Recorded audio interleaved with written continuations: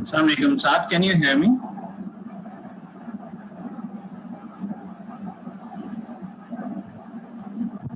Assalamu alaikum everyone. आप लोग अपनी प्रेजेंटेशन का वो तय कर लीजिए कौन सा पहले करेगा प्रेजेंटेशन। म्यूट कर लें अपने माइक्स को प्लीज। हाँ, बच्चे घर में शोर मचा रहे हैं, मेरे यहाँ भी ऐसा ही होता है, इस वक्त नहीं। ओके, तो आप वो कर लीजिए। आपको मेरी आवाज आ रही है? जी, मैसेज में बता दीजिए प्लीज। ठीक है मोहम्मद साद, बस ग्रुप 1 पहले कर लेंगे, ठीक है, दैट्स गुड। प्रेजेंटेशन लोड कर लें, बस मुझे हम 4:45 पे शुरू कर लेंगे, बाकी सब लोग साथ रहें। बस यूँ समझिए 20 मिनट्स की प्रेजेंटेशन है और 5 मिनट्स की Q&A है, वो ज़्यादा भी जा सकते हैं, ठीक है। और 3 ग्रुप्स में 3 पेपर को डिस्कस करके आपस में कंपेयर करना है और बिलाल साहब जो हैं उन्हें सिर्फ आज 2 पेपर को डिस्कस करके कंपेयर करना है, फिर वो अपना एक पेपर बाद में करेंगे अगली क्लास में। और आपके जो रिजल्ट्स हैं वो इंशाल्लाह आज मैं 5:30 पे आपको दे दूंगा, 5:15 5:20 जब भी हमारी प्रेजेंटेशन खत्म होती है तो, ठीक है। तो आप गिव मी लाइक 5-7 मिनट्स और 4:45 पे Mohammad Saad group 1 you will start. Okay, can I get a 1 for this? सबको समझ आ गई बात?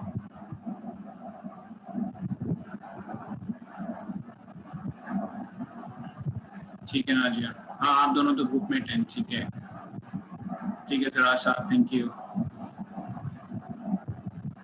चलिए ओके।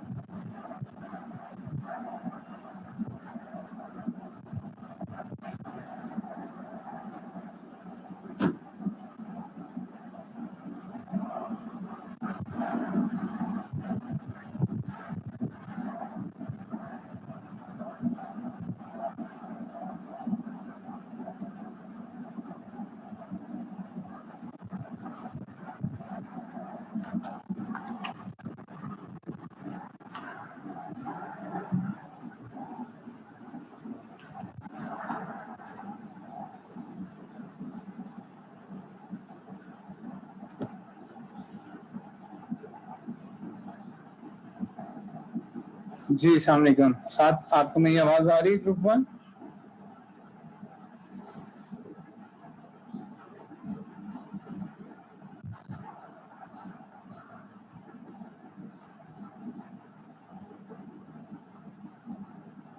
ठीक है, तो बस मैं आप स्क्रीन शेयर कराइए और मैं आपको सबको अनम्यूट कर रहा हूँ, तो सब काइंडली अपने माइक्स खुद ही म्यूट कर लें, ठीक है?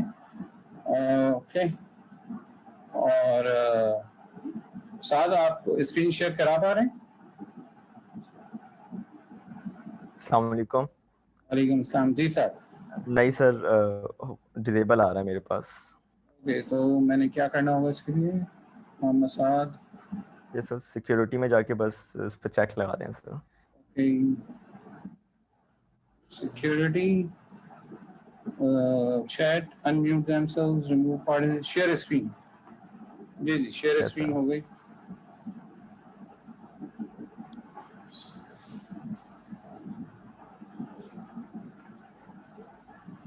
Sir is my screen visible? जी जी बिल्कुल विजिबल है। अच्छा साथ देखिए, मैं ये चाहूंगा कि वैसे तो मैं इस वक्त ये इन्फोर्स नहीं कर रहा कि कौन सा पार्टनर प्रेजेंट करे, लेकिन मैं ये जरूर चाहूंगा कि आप 2 या 3 जितने भी पार्टनर्स हैं वो मिल के प्रेजेंट करें, ठीक है? तो आप खुद से बिल्कुल ठीक है। डिसाइड कर सकते हैं कि कौन सा पोर्शन आप करेंगे और कौन सा पोर्शन नाजिया करेंगे, ठीक है? बिल्कुल ठीक है सर। फर्स्ट पोर्शन मैं करूंगा, देन फिर नाजिया, एंड देन फिर कंक्लूड मैं कर लूंगा एंड की तरफ। जैसा आप कहते हैं, सामने is completely up to you, बस सबकी पार्टिसिपेशन होनी चाहिए, सारे ग्रुप मेंबर्स की। बिल्कुल ठीक है okay sir. Sir. Sir basically start करें? जी बिल्कुल। ठीक 20 है। मिनट्स में प्लीज कोशिश कीजिएगा कि आप ओके उसके सर। कर सकें। सर बेसिकली 4 हमारा मिनट टॉपिक ज्यादा था। हो जाए तो खैर है। Okay okay. सर बेसिकली हमारा टॉपिक था edge and fog computing for VANETs, और इसके ऊपर हमने एसएलआर सर्च करने थे। बेसिकली एक एसएलआर तो आपकी तरफ से प्रोवाइड किया गया था जो कि सिक्योरिटी और प्राइवेसी रिक्वायरमेंट्स को मीट कर रहा था। बाकी रेस्ट ऑफ द 2 हमने सर्च किए हैं। वैनेट्स एज सच स्पेसिफिकली हमें एज सच डायरेक्टली नहीं मिल रहे वैनेट्स के ऊपर SLR in parallel with the fog and edge computing. तो हमने वैनेट्स की जगह हमने आईओटी को कंसिडर करते हुए, उसमें कई व्हीकल उसका जिक्र था कि स्टडीज में व्हीकुलर एडॉक नेटवर्क्स का, तो हमने वो कंसिडर किए हैं। तो basically these are the 3 papers जो कि हमने आइडेंटिफाई किए हैं, जो कि हम लोग कर रहे हैं। First paper is systematic review on security and privacy edge computing, जो कि IEEE एक्सेस का पेपर था, ये आपकी तरफ से प्रोवाइड किया गया था। इसका इम्पैक्ट फैक्टर भी हमने यहीं पे मेंशन कर दिया, 3.7 है। देन भी सेकंड पेपर जो कि हमने खुद आइडेंटिफाई किया है और खुद हमने एक्सप्लोर करके हमने इसमें ऐड किया है, और इसकी समरी भी हम आगे डिस्कस कर रहे होंगे, वो है security issues in fog environment. Fog environment के अंदर जो भी हमारे सिक्योरिटी इश्यूज हैं उन सबको हमने डिस्कस किया है। इसके पूरे चार्ट्स हैं और ग्राफिकल रिप्रेजेंटेशंस हैं, और ये एक ग्रिड कंप्यूटिंग एक अच्छे जर्नल का पेपर है, और इसका इम्पैक्ट फैक्टर अराउंड 4.29 है। तो I have selected this one. And एक और पेपर जो कि हमने सेलेक्ट किया, that is resource management approaches in fog computing. इसके अंदर फिर हम लोग further offloading and shifting and then resource management, parallel management, जो भी हमें सारी चीज़ें हम इसमें डिस्कस कर रहे होंगे। तो एक काफ़ी अच्छा डिटेल्ड रिव्यू था, जिसका जो कि एक वायरलेस इंफॉर्मेशन नेटवर्क का पेपर था, इसका भी इम्पैक्ट फैक्टर अराउंड 2.3 है। तो these are the 3 papers which we are going to demonstrate. सबसे पहले हम इंडिविजुअली डिस्कस कर लेंगे, और साथ साथ हम इसका year of study and comparison भी हम डिस्कस कर रहे होंगे। Let's start with the first paper, जिसमें हमारे पास इसका सबसे पहले जो ईयर ऑफ स्टडी था उस पर हम थोड़ी सी बात कर लेते हैं। जो कि इन्होंने जो पीरियड लिया उसमें इन्होंने 2015 नवंबर से 2019 नवंबर तक के जितने भी स्टडीज़ थी उन्होंने उसको एक्सप्लोर किया, और उसके बाद अपने जो भी इन्होंने पेश किए डिस्क्रिप्शंस वो उसके हिसाब से किए हैं। तो इनका period of study around 4 years था। तो क्विकली हम इसको डिस्कस कर लेते हैं। इसके अंदर जो चीज़ें जो मेजर इस पेपर के जो जो क्रक्स था वो यही था कि इसमें सबसे पहले तो क्लासिफाई किया गया था सिक्योरिटी एंड प्राइवेसी रिक्वायरमेंट्स को। इन्होंने कैटेगरीज बना दी, क्लासिफाई कर दिया क्या क्या टेक्निक्स होंगी, क्या क्या क्लासिफिकेशंस हो सकती हैं। देन फिर इन्होंने उसके थ्रेट्स बताए कि उसमें क्या क्या थ्रेट्स हैं हमारे पास। देन फिर ट्रेंड बताया एक कि कौन कौन सी टेक्निक्स हैं जो कि आजकल चल रही हैं या बहुत सारी स्टडीज़ में जो लेटेस्ट स्टडीज़ में वो यूज़ कर रहे हैं। उन सारी टेक्निक्स को हम फर्दर अभी आगे डिस्कस भी करेंगे। फिर कुछ मैट्रिक्स हैं, इवैल्यूएशन मैट्रिक्स है, उसमें एक्यूरेसी, परफॉर्मेंस, स्केलेबिलिटी, इस पे बात की गई थी। देन फिर इन्होंने टैक्सोनॉमी एक पूरा इन्होंने एक टैक्सोनॉमी बताई है, टैक्स की कौन कौन से टैक्स हो सकते हैं और किस तरह बाइफरकेटेड है। देन फिर फर्दर रिसर्च एरियाज के ऊपर उन्होंने बात की। तो एक ये कोई कवर भी मैंने समराइज कर दिया पेपर के अंदर जो जो डिस्कशंस हुए हुए हैं। फर्दर अब इस पेपर को अगर फर्दर हम आगे देखें तो इन्होंने जो डेटाबेसेस टारगेट की है उसमें स्कूपस था, देन फिर वेब ऑफ साइंस था, IEEE एक्सप्लोर था, साइंस डायरेक्ट था, स्प्रिंगल था, वाइले था। तो ये इन्होंने तकरीबन 5 से 6 डेटाबेसेस उन्होंने टारगेट टारगेट किए हैं, जिसके अंदर जो उन्होंने अपने जहाँ से उन्होंने स्टडीज ली हैं। ये इनका सर्च स्ट्रिंग था, जिस सर्च स्ट्रिंग की बेस पे इस पेपर के अंदर से हमें हमें जो इन्फॉर्मेशन मिली उसमें सिक्योरिटी और प्राइवेसी, एज कंप्यूटिंग था, फिर ट्रस्ट को भी इन्होंने एंगेज किया इसके अंदर, देन फिर सिक्योरिटी आगे इन्होंने स्टैटिक लगा के ऑल कर दिया। एंड तो बेसिक यही था, कीवर्ड्स इनके यही थे, security, privacy, edge computing and trust. तो इसकी बेस पे इन्होंने 4 साल के डेटाबेसेस एक्सप्लोर करने के बाद इन्होंने जो स्टडीज आइडेंटिफाई की, उसका कुछ स्टेप्स समझ लीजिए, स्टेप्स ये थे, जिसमें उन्होंने सबसे पहले जो तक शुरू में जो स्टडीज थी इनके पास वो around these are the figures, IEEE के इतने थे, उसके ऊपर के इतने थे, वेब ऑफ साइंस के 271, तो टोटल ओवरऑल ये एग्रीगेटेड स्टडीज थी, जिसको फर्दर सब एनालाइज करने के बाद इनके पास जो आया वो अराउंड 78 आर्टिकल्स हैं, जिसको इन्होंने फर्दर डीप डाउन स्टडी करके इस पेपर में इंक्लूड किया। फर्दर इनके इंक्लूजन और एक्सक्लूजन क्राइटेरिया भी फर्दर इन्होंने मेंशन किए हुए आगे। उसके अंदर हमारे पास जो था जर्नल एंड कॉन्फ्रेंस के पेपर्स हैं सिर्फ, बाकी इन्होंने चीज़ें डिस्कार्ड कर दी। ईयर ऑफ स्टडी की बेस पे भी इन्होंने इसको फाइंड आउट किया, 2015 एंड 19 को इन्होंने टारगेट किया। फिर जो पेपर सिक्योरिटी एंड प्राइवेसी पे बात नहीं कर रहे थे, इन्होंने उसको एक्सक्लूड कर दिया और सिर्फ डेटाबेसेस जो इन्होंने मेंशन किए उसकी हद तक इन्होंने किया। तो इनका इंक्लूजन एंड एक्सक्लूजन क्राइटेरिया बहुत स्ट्रेट एंड सिंपल था। नाउ फिर नेक्स्ट फिर उन्होंने इसका एक ग्राफ पेपर में भी मेंशन किया हुआ है कि कॉन्फ्रेंस के पेपर 2015 में बहुत ज़्यादा लिखे गए हैं और 2017 में जर्नल में बहुत ज़्यादा पब्लिश हुए हैं सेम टॉपिक के ऊपर, तो तभी इन्होंने कॉन्फ्रेंस पेपर को भी इसमें इंक्लूड किया है।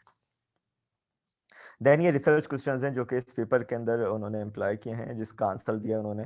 सबसे पहले तो उन्होंने यहाँ पे बात की है categories of security privacy requirements की क्या हो सकती हैं एज कंप्यूटिंग के लिए, देन फिर टेक्निक्स क्या होंगी, और फिर जो टेक्नोलॉजिकल मेथड्स हैं वो क्या होंगे, एंड देन फिर उसका जो इवोल्यूशन मैट्रिक्स हैं, जो भी मेथड्स हम एम्प्लॉय करेंगे उसके फिर इवोल्यूशन मैट्रिक्स पे बात की गई है। फिर अटैक्स को इन्होंने बहुत ज़्यादा हाईलाइट किया है, एक एक अटैक को इन्होंने बाइफिकेट करके बताया है कि इस एज कंप्यूटिंग के लिए यही अटैक्स हैं, और फिर उसकी मिटिगेशन टेक्निक्स पे बात की गई है।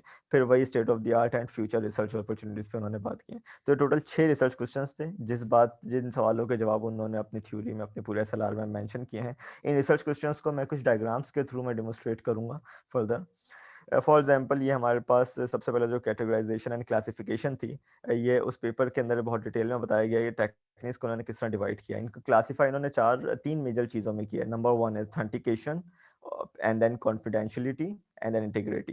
ये 3 चीज़ें हैं, और जिसमें प्रिजर्विंग टेक्निक्स भी हमारे पास। उसके अंदर फिर फर्दर इन्होंने इसको डिवाइड कर दिया कि इसके अंदर सीक्रेट शेयरिंग आ जाएगी, एल्गोरिथम बेस्ड टेक्निक्स हैं, एंड देन फिर इसको फर्दर ऑथेंटिकेशन को डिवाइड कर दिया क्रिप्टोग्राफिक मेथड्स में या नॉन क्रिप्टोग्राफिक मेथड्स में। एंड देन फिर ऑथेंटिकेशन की जब इन्होंने बात की तो मार्कऑफ मॉडल। तो एक एक चीज़ को इन्होंने बहुत डिटेल में स्टडी करके उस पेपर में मेंशन किया हुआ है एसएलआर में, जो कि हमने उठाया था। तो ये इसकी क्लासिफिकेशन हमारे पास हो गई। देन फिर इनके पास सेकंड जो रिसर्च हमारे पास क्वेश्चन का आंसर था कि टैक्सोनॉमी क्या है एज कंप्यूटिंग की, प्राइवेसी एंड प्रिवेसी टेक्निक्स हमारे पास क्या क्या होंगे। फिर फर्दर अब यहाँ देखें वही चीज़ इन्होंने यहाँ पे अटैक्स को ऐड कर दिया इन्होंने, कि अटैक्स के डिटेक्शन और प्रिवेंशन टेक्निक्स, फिर डिटेक्शन में फर्दर मशीन लर्निंग एल्गोरिथम्स थे। साथ हम आपसे सवाल साथ साथ करें या आखिर में करेंगे? सर साथ साथ कर सकते हैं, नो इशू। साथ साथ कर लें। तो ये जी जो टैक्सोनॉमी आप हमें इसका दिखा रही हैं, पेपर में ऐसे ही मौजूद थी? यस सर, बिल्कुल ऐसी थी। ये पहले पेपर में इसी तरह मौजूद थी, तो आपने जी ये सर बिल्कुल। रीड्रॉ की है? जी सर, ओके, आई ठीक जस्ट है, extracted it from there for ठीक द है, ठीक है, डेमोन्स्ट्रेशन। ठीक है, ठीक। फर्दर फिर इन्होंने इसको नैरो डाउन करके गेम थ्योरी बेस्ड अप्रोचेस थी, ग्रेडी अप्रोचेस थी, क्लस्टरिंग बेस्ड अप्रोचेस थी। ये पूरे इसके चार्ट्स भी पेपर में अवेलेबल हैं, जिसमें उन्होंने इसकी फर्दर डिस्क्रिप्शन और फिर वो किस किस स्टडी का अगेंस्ट अप्लाई की गई, ये चीज़ें उन्होंने वहाँ पे बताई हैं। उसके बाद इनका एक जो थर्ड रिसर्च क्वेश्चन था, उसकी आंसर ये था इवोल्यूशन मैट्रिक्स क्या क्या है। एक्यूरेसी के ऊपर उन्होंने इसको इवोल्यूशन मैट्रिक्स, उन्होंने हर एक टेक्निक जो कि यहाँ पे डिस्कस हुई हुई है, game theory, greedy based, clustering based, इन सब के आगे फिर उन्होंने उसके बताया कि इसको किस मैट्रिक्स की बेस पे इवोल्यूट किया गया है। फॉर एग्जाम्पल उसमें एक्यूरेसी थी, एनर्जी को इन्होंने बहुत ज़्यादा वो दी, वैल्यू दी, कॉस्ट, रिस्पांस टाइम, फिर उसका क्या होगा, फिर सर्विस क्वालिटी क्या होगी। तो सारे इवोल्यूशन मैट्रिक्स हैं जो कि जिस पे उन्होंने बात की हुई, और उन्होंने इसको वेरीफाई भी किया अपने टेबल्स बना के, जिस तरह की हम लास्ट पिक्चर में डिस्कस कर रहा था। फिर अटैक्स की टैक्सोनॉमी इन्होंने बताई है अपने पेपर के अंदर, जो इनका जो पांचवा चौथा रिसर्च क्वेश्चन था, जिसके अंदर उन्होंने बताया कौन कौन से अटैक्स एज कंप्यूटिंग के अंदर एम्प्लॉय हो सकते हैं और फिर उनको मिटिगेट कैसे किया जा सकता है। तो इसमें हम अगर यहाँ पे देखें, फॉर एग्जाम्पल क्लूजन अटैक है, रिप्लाई अटैक है, साइफर अटैक है, एंड देन फिर हमारे पास रिकंस्ट्रक्शन अटैक है। सो नेटवर्क डिस्ट्रप्शन अटैक्स बता दिए इन्होंने, कैमोफ्लेजिंग अटैक्स बता दिए इन्होंने, फिर फिजिकल अटैक्स हो गए, एंड देन ट्रेनिशिंग अटैक्स हो गए। तो इन सब की पूरी टैक्सोनॉमी भी पेपर में भी ऐसी ही चीज़ें मेंशन्ड हैं, उन्होंने ऐसे ही ड्रॉ की हुई है, जिसके थ्रू उन्होंने बताया कि कौन कौन से अटैक्स हमारी एज कंप्यूटिंग, क्लाउड कंप्यूटिंग को इफेक्ट कर सकते हैं। देन फिर ये हमारे उनके जो 4-5 क्वेश्चंस थे, उन्होंने बहुत अपनी डायग्राम से और अपने टैक्सोनॉमी से चीज़ बहुत डिटेल में रिव्यू कर दी, बता दी, और एक-एक चीज़ को उन्होंने बहुत डिटेल में व्यू किया, एक-एक अटैक को उन्होंने बहुत डिटेल में बताया, क्योंकि हमारी प्रेजेंटेशन का टाइम शॉर्ट था, तो इसमें हम जस्ट जनरल डिस्कशन कर सकते हैं। तो ये बहुत डिटेल में पेपर में मौजूद है, अगर इनकेस हम मूव करना चाहें, और इसके ऊपर पेपर्स भी अवेलेबल हैं, स्टडीज़ भी हैं, जो कि उन्होंने अपने वहाँ पे मेंशन की हुई हैं। देन अगर मैं फर्स्ट पेपर को इन शॉर्ट में डिवाइड करूँ और मैं कंक्लूड करना चाहूँ, तो सबसे पहले तो मुझे यहाँ पे मेरी क्लासिफिकेशन हो गई, मेरी टेक्निक्स की, सिक्योरिटी टेक्निक्स एंड अटैक्स की। यहाँ पे हमने क्लासिफाई कर दिया कि कौन-कौन से हमारे पास क्लासिफिकेशन होंगी, एंड देन फिर हमने अटैक्स को बता दिया कि कौन-कौन से अटैक्स हमारे पास हो सकते हैं, एंड देन फिर उसकी मिटिगेशन टेक्निक्स के ऊपर उन्होंने बात की, और फिर उन्होंने बताया कि अगर आप कोई टेक्निक्स डिप्लॉय करेंगे, तो उस टेक्निक्स को आप इवैल्यूएट कैसे कर रहे हैं। तो ये डिफरेंट पेपर्स ने इसको इवैल्यूएट किया हुआ था, उन्होंने जस्ट अपने एसएलआर में उन पेपर्स से वो मटेरियल गैदर किया, और उन्होंने डेमोंस्ट्रेट किया रेफरेंस देके कि ये चीज़ यहाँ पर डिप्लॉय हुई और ये रेफरेंस है। तो वो पूरा एक चार्ट है जो कि हमारे टेबल के अंदर मौजूद है। तो ये फर्स्ट पेपर का ये ओवरऑल बिहेवियर था। जिस अब फर्दर अगर इसका ईयर ऑफ स्टडी और इसके कीवर्ड्स को हम बाइफरकेट करें हमारे नेक्स्ट पेपर से, फर्दर यहाँ से नाजिया कंटिन्यू करेंगी, जो कि वो हमारा जो सेकंड पेपर था, जो कि security issues in fog environment. तो इसका ईयर ऑफ स्टडी 2015 से 19 था। Nazia please continue. जी जी सर, सेकंड हमारा पेपर है security issues and fog environment systematic literature review. अच्छा, इसका स्टार्टिंग जो है ईयर 2015 से हुआ, और फिर जो है इस पर कंटिन्यू रिसर्च वर्क होता हुआ 2019 तक। हाँ, नेक्स्ट स्लाइड पे मूव कर दें। अच्छा, यहाँ हमने इसमें इसको रिव्यू किया, हमने सिस्टमैटिक लिटरेचर रिव्यू को, रिसर्च पेपर को। उसमें इन्होंने सिक्योरिटी के इशू से बात की, फॉग के सिनेरियो को ध्यान में रखते हुए उसको एड्रेस किया इन्होंने, और रिसर्चर्स ने इसको ग्लोबली जो है वो केटर किया। इन अप्रोचेस में इन्होंने रिस्पेक्टिंग टू फॉग एनवायरनमेंट इसके लैक्स बताए मेथड्स में, और इवेलुएट किया इन्होंने उनकी सिक्योरिटी के एस्पेक्ट्स को, और इनकी प्रायोरिटी जो इन्होंने रखी वो उन्होंने सिक्योरिटी एस्पेक्ट्स के ऊपर रखी फॉग लेवल पे। और ये भी उन्होंने सामने बताया कि जो अभी भी स्टिल एग्जिस्ट कर रही हैं, जो भी हमारे पास लैक आ रही हैं, वो फॉग को कंसिडर करते हुए, फॉग कंप्यूटिंग की सिक्योरिटी को कंसिडर करते हुए उस एरिया को हम कैसे उसको हम टारगेट कर सकते हैं। अच्छा, नेक्स्ट स्लाइड पे इन्होंने यहाँ पे टारगेटेड डेटाबेसेस बताए हुए हैं। उसमें जो इन्होंने इंक्लूड किए ACM है, IEEE एक्सप्लोरर है, साइंस डायरेक्टर है, स्प्रिंगर है, टेलर एंड फ्रांसिस है, MPDI है। नेक्स्ट इन्होंने जो सर्च स्ट्रिंग हमें मिली इनकी इस रिसर्च पेपर से, वो हमें पता चला कि इन्होंने फॉग कंप्यूटिंग को यूज़ किया, फॉग कंप्यूटिंग सिक्योरिटी को यूज़ किया, फॉग सिक्योरिटी को यूज़ किया, फॉग कंप्यूटिंग सिक्योरिटी इश्यूज को यूज़ किया। इन सब कीवर्ड्स को यूज़ करते हुए उन्होंने अपनी रिसर्च स्ट्रिंग के ऊपर वर्क किया। नेक्स्ट हमारे पास है मेथोडोलॉजिकल स्टेप्स। तो यहाँ पे इन्होंने इसकी इनिशियल सिलेक्शन बता दी है कि ACM से जो 44 रिसर्च पेपर्स लिए, IEEE से 488, साइंस डायरेक्ट से 159, स्प्रिंगर से 145, टेलर एंड फ्रांसिस से 70, MPDI से 38, ये टोटल इनको 944 जो है वो उन्होंने इनिशियल सिलेक्शन की इन पेपर्स की। उनके ऊपर उन्होंने इंक्लूजन एक्सक्लूजन क्राइटेरिया अप्लाई किया, तो उससे जो है हमें रिलेवेंट 461 पेपर्स मिल गए। उसके बाद इन्होंने उसकी according to title and keyword selection search की, तो हमें 304 रिलेवेंट मिले। फिर उसके बाद स्नो बॉलिंग अप्लाई की, इसमें उन्होंने मजीद उसको उन्होंने कैटेगराइज किया, तो उसमें हमें 337 रिलेवेंट पेपर्स मिले। फिर उसकी एब्स्ट्रैक्ट की एब्स्ट्रैक्शन सिलेक्शन के हिसाब से 203 रिलेवेंट हमें रिसर्च पेपर्स मिले, और फिर एंड में हमें ACM का एक रिसर्च पेपर, IEEE एक्सप्लोर के 80, साइंस डायरेक्ट के 26, स्प्रिंगर के 15 एंड टेलर एंड फ्रांसिस के 5 एंड MPDI के 7, टोटल 135 हमें फुल टेक्स्ट सिलेक्शन मिल गई। नेक्स्ट स्टेप में इन्होंने यहाँ पे इंक्लूजन एंड एक्सक्लूजन बताया हुआ है कि इन्होंने जो डिजिटल लाइब्रेरी यूज़ की थी यहाँ पे ACM, IEEE explore, science direct, Springer, Taylor and Francis, MPDI के लिए, तो उसकी इनिशियल सिलेक्शन टोटल 944 थी। और जहाँ जहाँ पे इन्होंने इंक्लूजन अप्लाई की, जहाँ पे एक्सक्लूजन अप्लाई की, जो क्राइटेरिया अप्लाई किया, वो इनके पास टोटल आया 461। टाइटल एंड कीवर्ड्स जो इन्होंने सर्च किए, उसके पास उनका जो रिजल्ट बना टोटल वो 304 बना। स्नो बॉलिंग का 337, एब्स्ट्रैक्ट के लिए जो उन्होंने अप्लाई किया क्राइटेरिया, उससे जो है 203 टोटल आया, और फुल टेक्स्ट सिलेक्शन का जो है 134 आया। नेक्स्ट स्लाइड पे इन्होंने यहाँ पे मेंशन कर दिए कि रिसर्च क्वेश्चंस क्या हैं। इन्होंने जो है ओरिएंटेशन ऑफ रिसर्च बताई कि किस डायरेक्शन की तरफ जा रहे हैं, उन्होंने अपनी जो है सिक्योरिटी एंड फॉग सिनेरियो को कंसिडर किया। फिर सेकंड क्वेश्चन में उन्होंने बताया कि प्रिवेलेंट सिक्योरिटी इश्यूज क्या हो सकते हैं।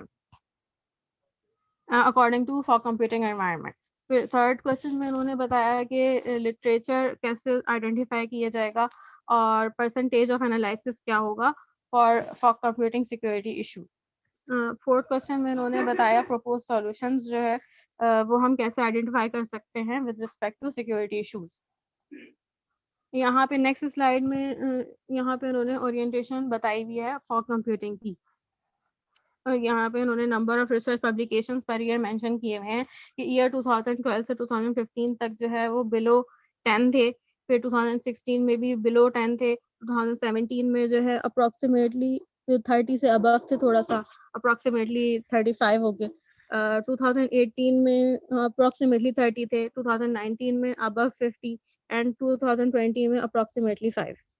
नेक्स्ट स्लाइड पे इन्होंने टेक्सोनॉमी मेंशन कर दी है fog computing and security issues की, कि फॉग कंप्यूटिंग के सिक्योरिटी इश्यूज क्या क्या हो सकते हैं। उसमें ऑथेंटिकेशन आ जाती है, डाटा की प्रोटेक्शन आ जाती है, ट्रस्ट है, प्राइवेसी है, इंट्रूजन डिटेक्शन है और एक्सेस कंट्रोल है। फिर नेक्स्ट जो है इन्होंने पाई चार्ट के थ्रू आइडेंटिफाई करवाए हुए हैं बेस्ड सेलेक्टेड स्टडीज में जो इश्यूज आए। तो परसेंटेज उन्होंने बताया हुआ एक्सेस कंट्रोल का 12% है, authentication is 33%, data protection is 16%, intrusion detection is 10%, privacy is 15% and trust is 14%. Then next slide पे proposed security solutions बताए हुए हैं। इसमें आ जाता है encryption, blockchain, categorization of issues, filtering scheme, visual cryptography, anonymization, digital forensics, trust model, hashing and others. Next slide पे उन्होंने यहाँ पे हिस्टोग्राम मेंशन किया हुआ है प्रपोज सिक्योरिटी सॉल्यूशंस का। इसमें भी उन्होंने वही जो हमने प्रीवियसली डिस्कस किए प्रपोज सिक्योरिटी सॉल्यूशंस, वो उन्होंने हिस्टोग्राम के फॉर्म में यहाँ पे शो कर दिया हम लोगों को। उसकी स्टडीज के काउंट उन्होंने यहाँ पे मेंशन कर दिए। तो जैसे नाजिया ने इसको कंटिन्यू किया और यही डिफरेंस है अगर ये इसके चार्ज देखें और फिर प्रोपोज सिक्योरिटी सॉल्यूशंस देखें। प्रीवियस पेपर की जब हमने बात की थी उन्होंने इतना डिटेल्ड इसको स्टडी नहीं किया हुआ था, उन्होंने जस्ट उसको ऊपर से हमें बताया हुआ था। ये थॉरली उसके अंदर इन्होंने एक एक टॉपिक को एक एक इंक्रिप्शन को देखा और उसके अगेंस्ट भी पेपर आइडेंटिफाई किए कि इंक्रिप्शन भी कितनी स्टडीज बात कर रही हैं, ट्रस्ट मॉडल भी कितनी स्टडीज बात कर रही हैं। तो सिक्योरिटी सॉल्यूशंस को भी उन्होंने बहुत ज़्यादा डिटेल में ओवरव्यू किया हुआ है in contrast with the security issues. Next हमारे पास कंक्लूजन है, इसके बाद साथ कंटिन्यू करेंगे। अभी मैं कंक्लूजन डिफाइन कर रही हूँ कि इस रिसर्च में हमें जो इंडिवर्स मेरे फॉग कंप्यूटिंग फील्ड से रिलेटेड वो उसकी एप्लीकेशन थी एंड डाइवर्स फील्ड्स थी। This is a vast application area. इसमें आ जाते हैं, हम कह सकते हैं, कंसिडर कर सकते हैं हेल्थ केयर, फाइनेंस एंड और दूसरी एरियाज को भी हम कंसिडर कर सकते हैं। सेंसिटिव डाटा है तो जो कि हमारे पास इंटरनेट से रिलेटेड सेंसिटिव डाटा मिलता है, वो बहुत ज़्यादा हमारे यूज़ होता है इस रिसर्च में। Security assessment of this platform, इसमें इन्होंने सीरियस कंसर्न इश्यूज भी बताए हैं सिक्योरिटी से रिलेटेड। तो कंसिडर क्या कर सकते हैं हम, उसमें उन्होंने बताया कि हम टॉपिक बाय टॉपिक रिसर्च कर सकते हैं, कंसिडर कर सकते हैं। और रिसर्चर्स ने जो एक्सप्लोर किया, जो अवेलेबल लिटरेचर हमारे पास था, उससे भी हम डिफरेंट सिक्योरिटी इश्यूज तक पहुंच सकते हैं जो अब मजीद रिसर्च वर्क में यूज होते हैं। ऑथर्स ने जो है परसेंट वाइज भी जो भी इन्होंने कंक्लूजन्स किए वो हमने यहाँ पे देखे, परसेंटेजेस जो मेंशन किए हुए थे। तो मजीद हम उस पर वर्क कर सकते हैं कि फॉग सिक्योरिटी इश्यूज क्या हो सकते हैं। साथ over to you. Then next हमारे पास जो लास्ट पेपर था जो हमने इसमें ऐड किया वो रिसोर्स मैनेजमेंट अप्रोचेस था इन फॉग कंप्यूटिंग। ये काफ़ी lengthy and detail and comprehensive review था जो कि हमने इसमें स्टडी किया है। और इसके अंदर जो पीरियड ऑफ स्टडी था वो हमारा 2014 से 2018 तक का इन्होंने कंसिडर किया हुआ है। अगर मैं इसके जो क्रस की बात करूँ, इसमें सबसे पहले इन्होंने जो 5 मेजर चीज़ों के अंदर अपनी चीज़ें अपना पेपर में डिवाइड किया है एप्लीकेशंस के अंदर। सबसे पहले application placement, then resource scheduling, task offloading and handing over, and then फिर लोड बैलेंसिंग पे बात की इन्होंने, एंड देन रिसोर्स एलोकेशन पे बात की, रिसोर्स प्रोविजनिंग। ये 6 एरियाज थे जिसमें उन्होंने क्लासिफाई किया है अपने टैक्सोनॉमी को, जो कि रिसोर्स मैनेजमेंट अप्रोचेस इन 6 एरियाज में लाई कर रहे होंगे। तो इन्होंने बहुत डिटेल में हर एक एरिया को स्टडी किया है। स्टडी करने के बाद उन्होंने पूरी एक टैक्सोनॉमी उसकी हमें प्रोवाइड कर दी। अब हर एक एरिया के हिसाब से जो टेक्निक्स उसमें कंप्लाई हुई हैं, जो जो चीज़ें हुई हैं, वो हम आगे डिस्कस कर रहे हैं। और फर्दर फिर उनकी इवैल्यूएशन, उनके मैट्रिक्स एंड देन फिर उनके टूल्स कौन-कौन से यूज़ किए हैं। एक काफ़ी कॉम्प्रिहेंसिव पेपर था, तो इसमें बहुत सारी डायग्राम्स एंड चार्ट्स हैं जो कि हम अभी डिस्कस करने जा रहे हैं। सबसे पहले तो डेटाबेसेस की बात कर लेते हैं। इन्होंने भी मेजर वही इनके डेटाबेसेस थे, ACM, IEEE, स्प्रिंगर, एक न्यू दो कुछ डिफरेंट डेटाबेस, एक सैग है, कोई इंटर साइंस है, और फिर उन्होंने उसी का एक हमें यहाँ पे बार चार्ट हमें प्रोवाइड कर दिया कि एल्सेवियर के कितने थे, अदर्स पब्लिशर्स के कितने थे, ईयर वाइज उन्होंने बाइफिकेशन दे दी, and just to give us the overview. ये इनका सर्च स्ट्रिंग था। सर्च स्ट्रिंग में इन्होंने बहुत सारी चीज़ें ऐड की हैं, नॉट ओनली जस्ट रिजोर्सेस। इन्होंने जो उसकी जो मेन एप्लीकेशन एरियाज हैं like offloading, load balancing, and then फिर उन्होंने प्रोविजनिंग, स्केजुलिंग, ये सारे कीवर्ड्स की बेस के ऊपर उन्होंने हम जो पेपर्स ड्राइव किए वो पेपर्स हम फर्दर आगे देखते हैं।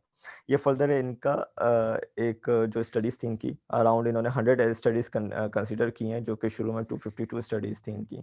वही स्टार्ट हुआ इनका जिस तरह डिफरेंट पेपर्स, SLR का जो बेसिक स्ट्रक्चर है वही डेटाबेस इन्होंने एक्सप्लोर किया, फिर 252 स्टडीज इन्होंने फाइनल की, फिर उसके बाद उसमें से जो 2014 ऑनवर्ड्स से की नहीं थी तो उन्होंने उसको जो थी वो कंसीडर कर ली, जो नहीं थी वो उन्होंने एक्सक्लूड कर दी। देन फिर पेयर रिव्यू आर्टिकल्स इन्होंने कंसीडर किए। देन उसके बाद जो रिव्यू आर्टिकल थे अगर नहीं था तो फिर जर्नल की तरफ गए, अगर जर्नल इंडेक्स नहीं था तो उन्होंने उसको भी एक्सक्लूड कर दिया। देन फिर उन्होंने जस्ट जर्नल एंड कॉन्फ्रेंस के ऐसे इंडेक्स पेपर्स जो थे उसको कंसीडर करते हुए उन्होंने 100 रिजल्ट जो है उन्होंने फाइनल किए, एंड देन फिर उसको उन्होंने फर्दर स्टडी करके जो फर्दर टेक्निक्स है उन्होंने अप्लाई किए।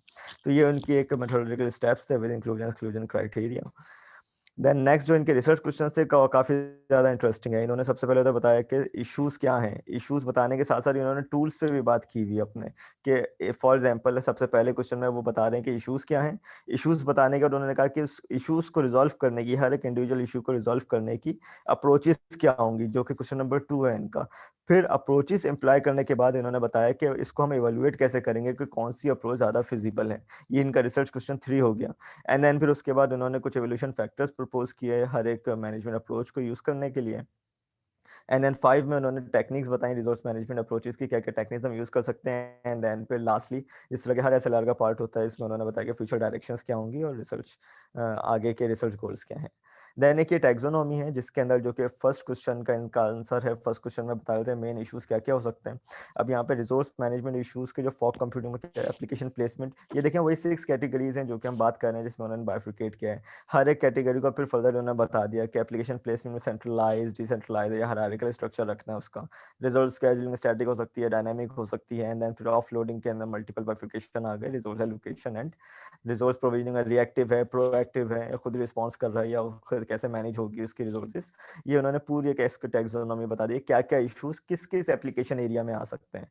तो ये उन्होंने उसके एप्लीकेशन एरियाज बता दिया, फर्दर उसकी बाइफिकेशन कर दी। तो ये उनके फर्स्ट क्वेश्चन का आंसर उन्होंने इस डायग्राम को बहुत डिटेल में ब्रीफ किया उन्होंने, और इस डायग्राम के अंदर उन्होंने सारी चीजें समझा दी। फर्दर नेक्स्ट हमारे पास जो शायद ये रिपीट हो गई। उसके बाद फर्दर केस स्टडीज। दूसरा क्वेश्चन ये था कि कौन कौन सी केस स्टडीज हैं जो कि अप्लाई की गई हैं रिसोर्स मैनेजमेंट के हवाले से। अगर इसको देखें इसमें स्मार्ट सिटी, मोबाइल एप्लीकेशन, कुछ जनरल कैटेगरीज थी, स्मार्ट ग्रिड, हेल्थ केयर, और फिर फर्दर उन्होंने बता भी दिया कि सबसे ज़्यादा काम मोबाइल एप्लीकेशन में हो रहा है रिसोर्स मैनेजमेंट के ऊपर। देन फिर रियल टाइम एप्लीकेशन के ऊपर हो रहा है, कुछ जर्नल एप्लीकेशन हैं। देन फिर IoT के ऊपर इट इज हेल्थ केयर में थोड़ा सा कम हो रहा है, and then CPS type of application surveillance में। तो उसका पूरा एक उन्होंने इसके जो भी स्टडी था इनका लाइक 2014 से 18 तक के, उस दौरान उन्होंने अपनी सारी केस स्टडीज को एक हिस्टोग्राम और उसमें मेंशन कर दिया। फर्दर फिर तीसरा रिसर्च क्वेश्चन हमारा ये था कि आपने हमें अप्रोचेस बतानी थी, क्लासिफाइड अप्रोचेस। तो उन्होंने वही चीज़ उन्होंने क्लासिफाई की बताया कि जो हमारे मेन एरियाज थे एप्लीकेशन के, लाइक लोड बैलेंसिंग था, एलोकेशन था, स्केजुलिंग था, हर एक एरिया के अंदर कितनी स्टडीज की गई हैं या सबसे ज़्यादा किसका शेयर है। तो यहाँ पे हम देखें तो ऑफलोडिंग का जो मैकेनिज्म है उसका सबसे ज़्यादा शेयर है 27%। देन फिर एप्लीकेशन प्लेसमेंट का है, एंड देन फिर scheduling and then load balancing वगैरह का है। तो उन्होंने अपनी अप्रोचेस को एप्लीकेशन डोमेन लेवल पे डिवाइड करके एक पाई चार्ट हमें प्रोवाइड कर दिया, जिसके थ्रू उन्होंने अपनी सारी स्टडीज यहीं पे कंक्लूड कर दी।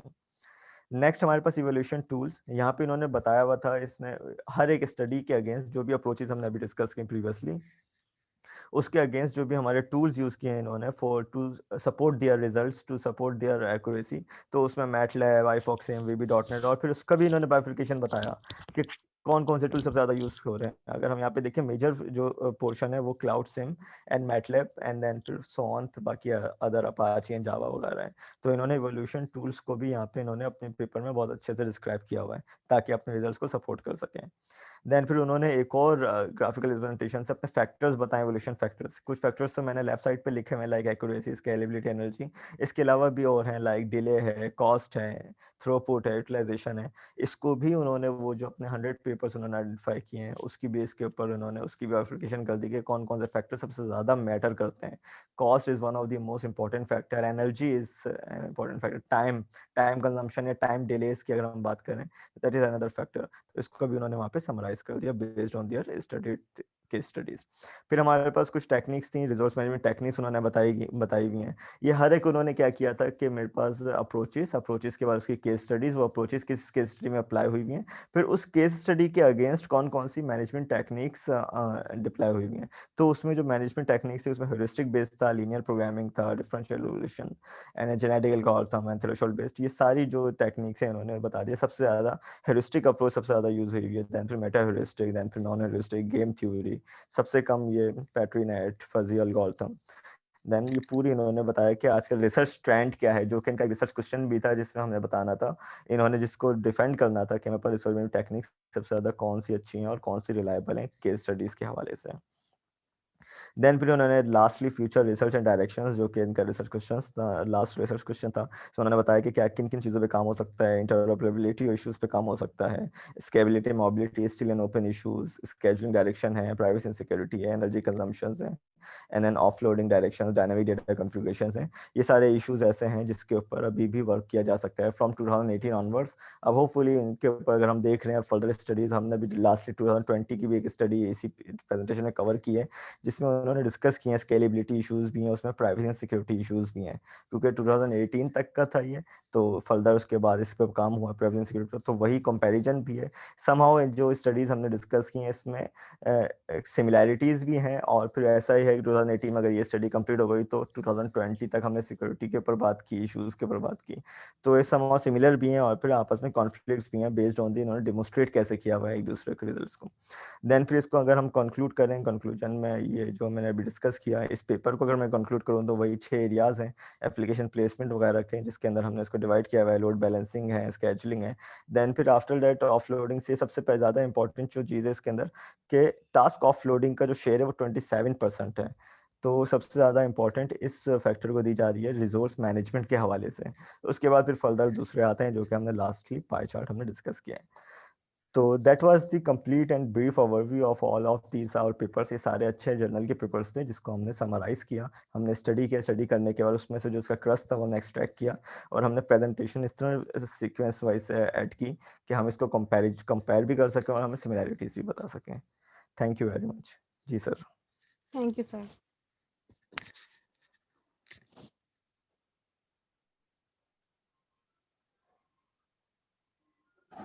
ठीक है जनाब, इसमें मुझे दो सवाल हैं बेसिकली।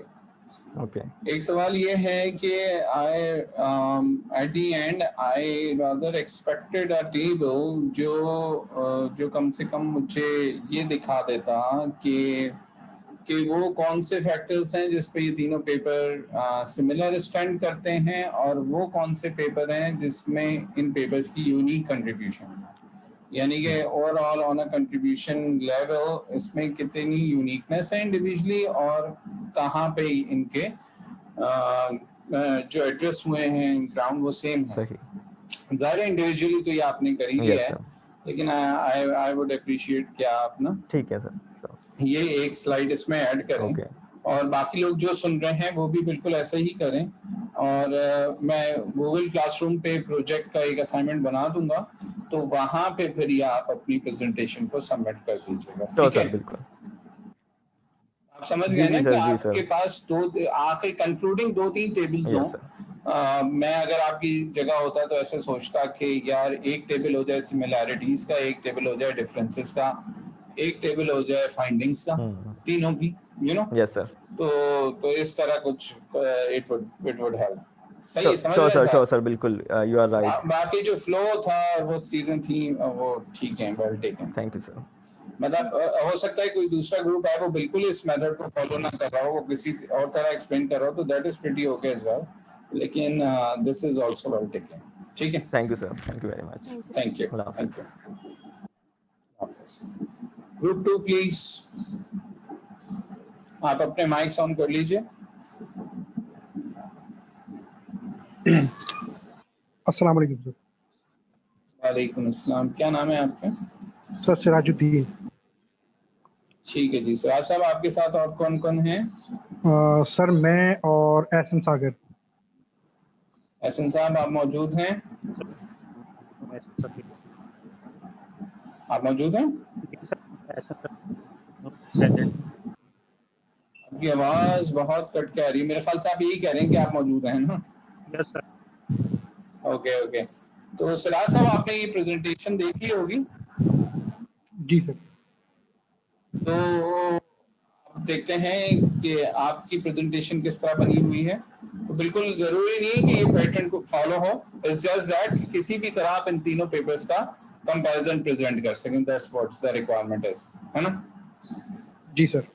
अच्छा, मैं एक बात और आपकी शुरू हो, एहसन सागर साहब ही आपके ग्रुप मेंबर हैं? जी सर। सर एहसन सागर और मैं सर 2 बंदे हैं साहब। यार एहसन सागर साहब, आपका मिड टर्म का पेपर बस चेक नहीं हुआ है, बाकी पूरी काउंट के चेक हो चुके हैं, क्योंकि आपने मुझे जो पेपर भेजा है वो क्या है वो क्या बोलते हैं इसको, क्या है वो, ये जिप फाइल है जो कि मुझसे नहीं खुल रही भाई।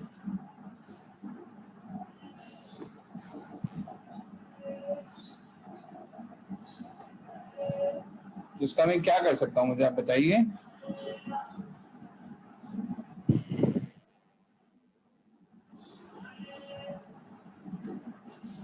एहसन सागर, आपको मेरी आवाज आ रही है?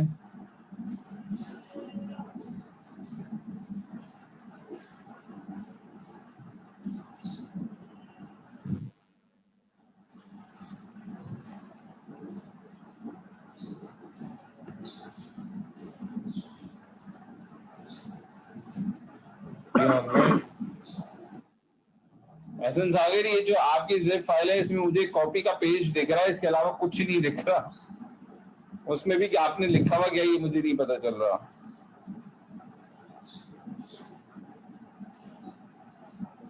सिराज साहब, एहसन सागर की आवाज आपको आ रही है?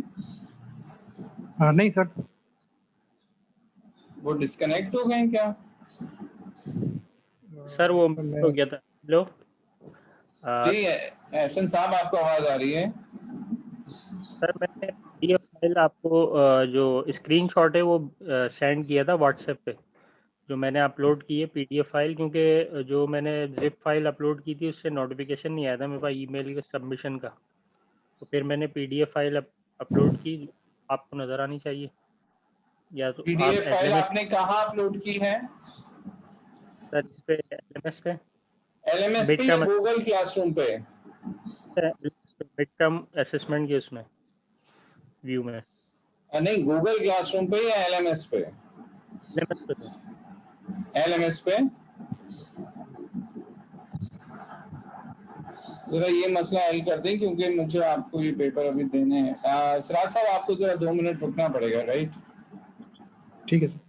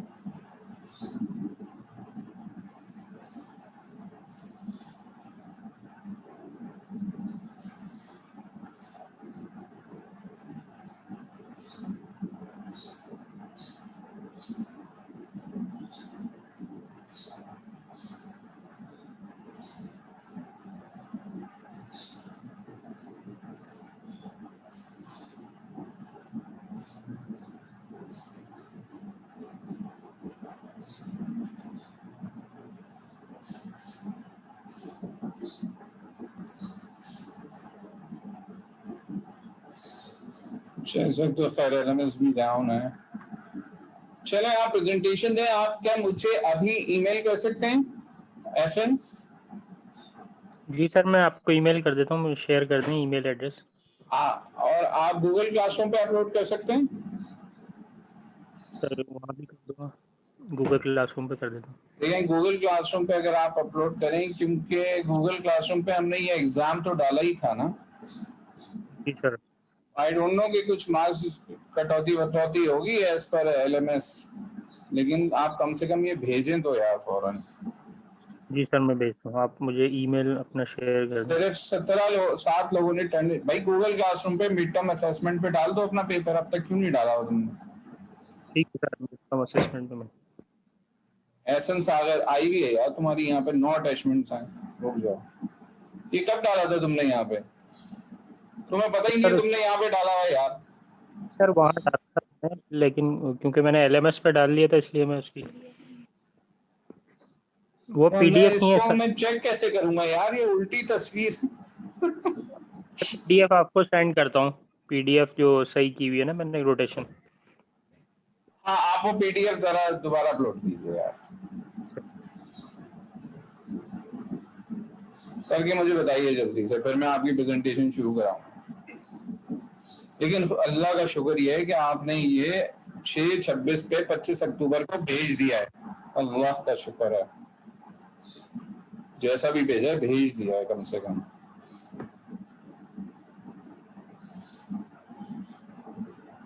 और भाई आप आइंदा ऐसे हाथ से पेपर नहीं करेंगे, ठीक है? आ रही है आपको समझ में?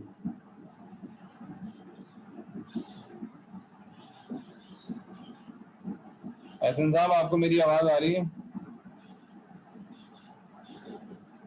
आई थिंक अगेन गॉट डिस्कनेक्टेड। जी सर, ये लोड शेडिंग का प्रॉब्लम हो गया था, इस वजह से मैंने आइंदा लोड शेडिंग का प्रॉब्लम भी हो तो भी मैं नहीं एक्सेप्ट करने वाला। आपने फाइनल पेपर जिस तरह सबने किया वैसे करके भेजना है मुझे। आपकी तो ज्यादा मेहनत लगी यार, इन सबने गूगल से कॉपी पेस्ट कर लिया, आपने सब कुछ लिखा है। जी देखें ना, आप ज़्यादा मार्क्स होने चाहिए मेरे। नहीं मैं आपसे अर्ज कर रहा हूँ आप ऐसा ना करें, ठीक है? क्योंकि हमें डीन ऑफिस से ना बड़ी क्लियर इंस्ट्रक्शंस हैं। ये तो चलो I can use my weight to some extent.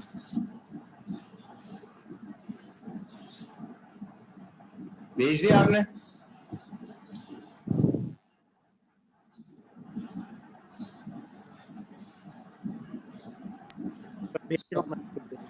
मतलब नहीं, गूगल क्लासरूम आपको अलाउड भी नहीं कर रहा होगा इस वक्त। सिराज साहब से तो स्टार्ट करा लें, वो केस 1 जो है, स्टडी 1 वो करेंगे, फिर स्टडी 2 मैं करूँगा प्रेजेंट।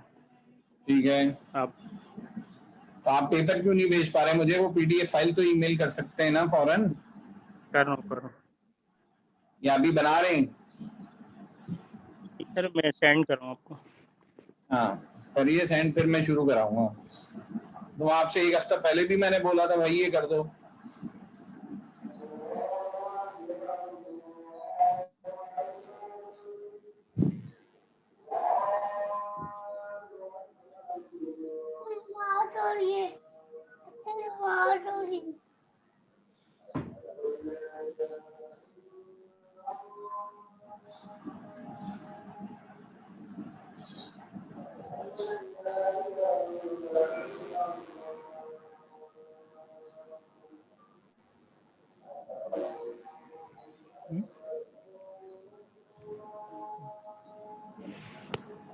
नहीं अभी सबमिट उसमें टाइमिंग है।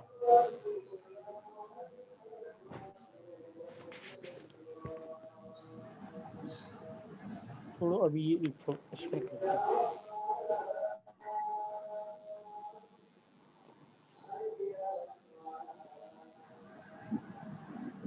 सर इसमें जो मिड टर्म असेसमेंट में भेजूंगा तो आंसर करना पड़ेगा पहले, या नहीं मैं नए? आप मुझे ईमेल कर दें भाई, mkhalidkhan@gmail.com।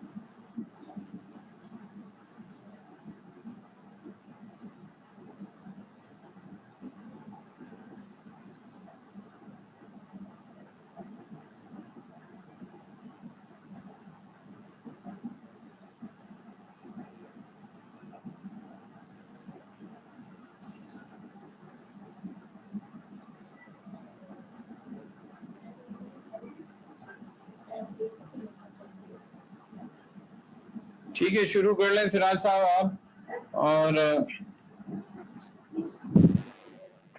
आप एहसन साहब ईमेल करें फौरन।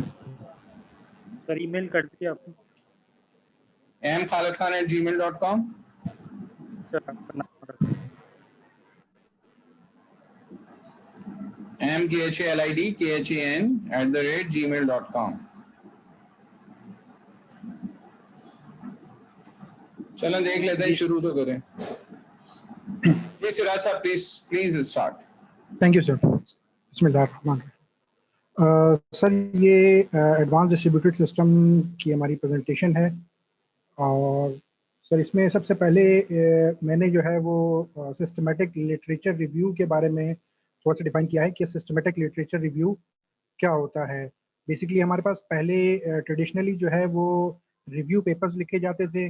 वो नॉर्मली किसी भी कोई भी मतलब है कि जो भी रिसर्चर अपने मनपसंद के कोई भी पेपर्स पिक करके उनका एक रिव्यू पेपर बना लेता था, तो रिव्यू पेपर्स के नाम से होते थे। फिर बाद में अभी ये एक सिस्टमेटिक लिटरेचर रिव्यू के नाम से एक टर्मिनोलॉजी सामने आई। उसमें उसके तहत ये होता है कि आपके प्रॉपरली मतलब कि जो भी आप अगर रिव्यू पेपर्स या सिस्टमेटिक लिटरेचर रिव्यू बनाना चाहते हैं, तो उसके लिए आपके एक उन्होंने क्राइटेरिया बना दिया है कि उसके लिए पहले आपके रिसर्च क्वेश्चंस डिफाइन होंगे, और आपका सर्च प्रोसेस होगा। आपका जो भी सर्च स्ट्रिंग बनेगा, आप उसमें एंड और लगा के जो भी आपके जो रिसर्च क्वेश्चन होंगे उनको आप ब्रेक करके जो है वो जो भी आपका प्रोवाइडेड लिटरेचर होगा, जो भी हम जैसे कि डिफरेंट जर्नल्स हैं, कॉन्फ्रेंसेस हैं, आप उनमें से जो भी पिक करना चाहें उनमें आप उनको फाइंड करेंगे।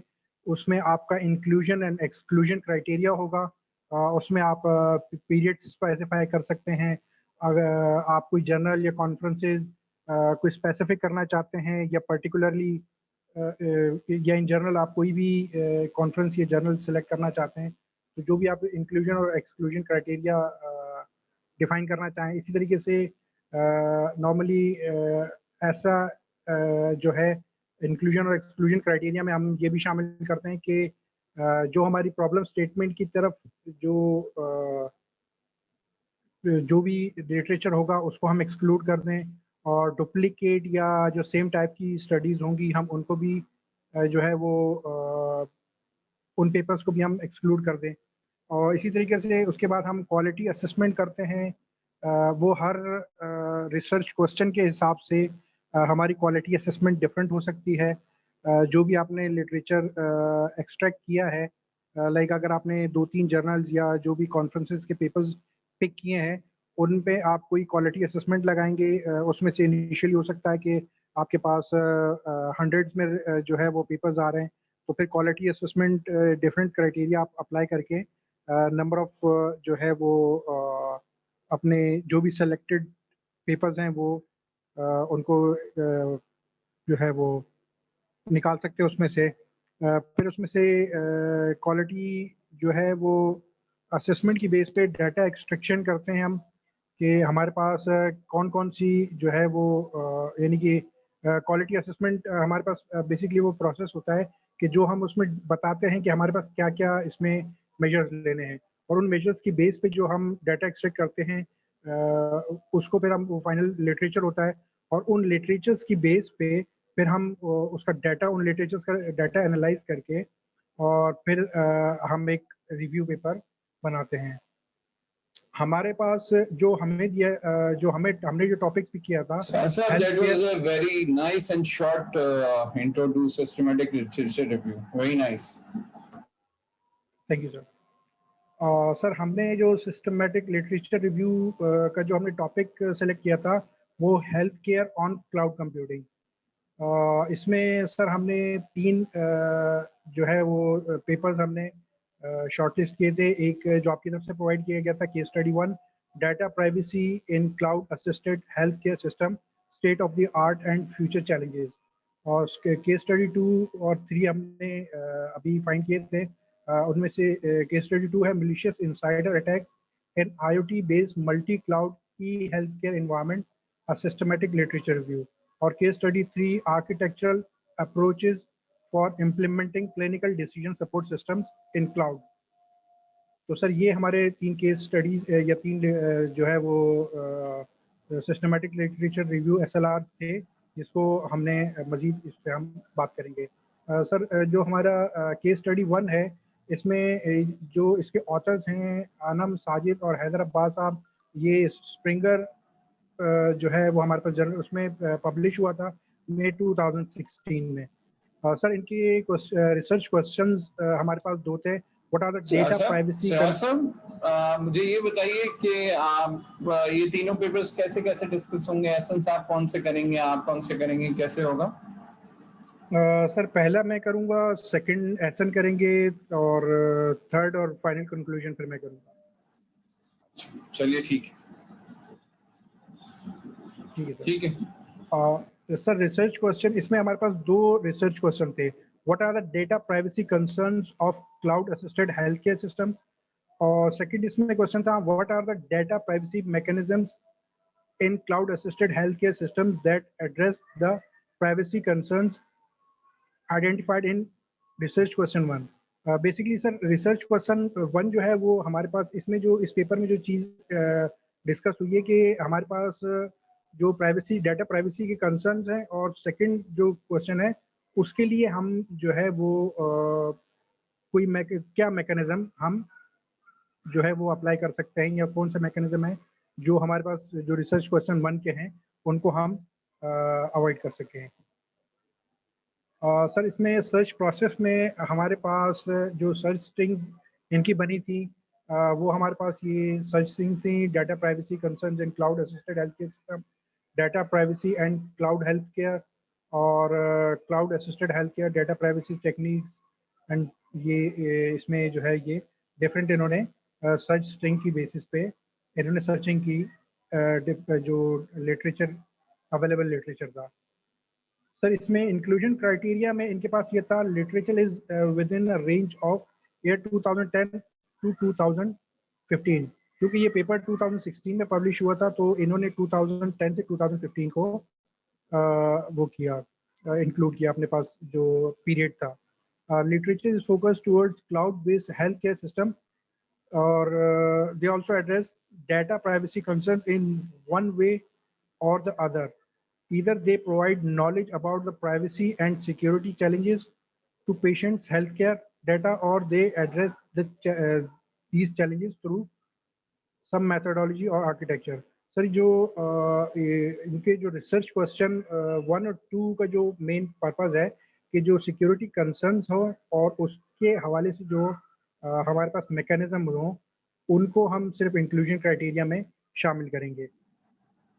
एक्सक्लूजन क्राइटेरिया इन्होंने जो है वो डिफाइन किया कि जो ऐसे हमारे पास लिटरेचर जो सिर्फ बैन और WBAN जो वायरलेस नेटवर्क इससे आगे आ जाइए आप, इस पे गुफ्तगू कीजिए कि रिजल्ट्स क्या रहे और फाइंडिंग्स क्या रहे।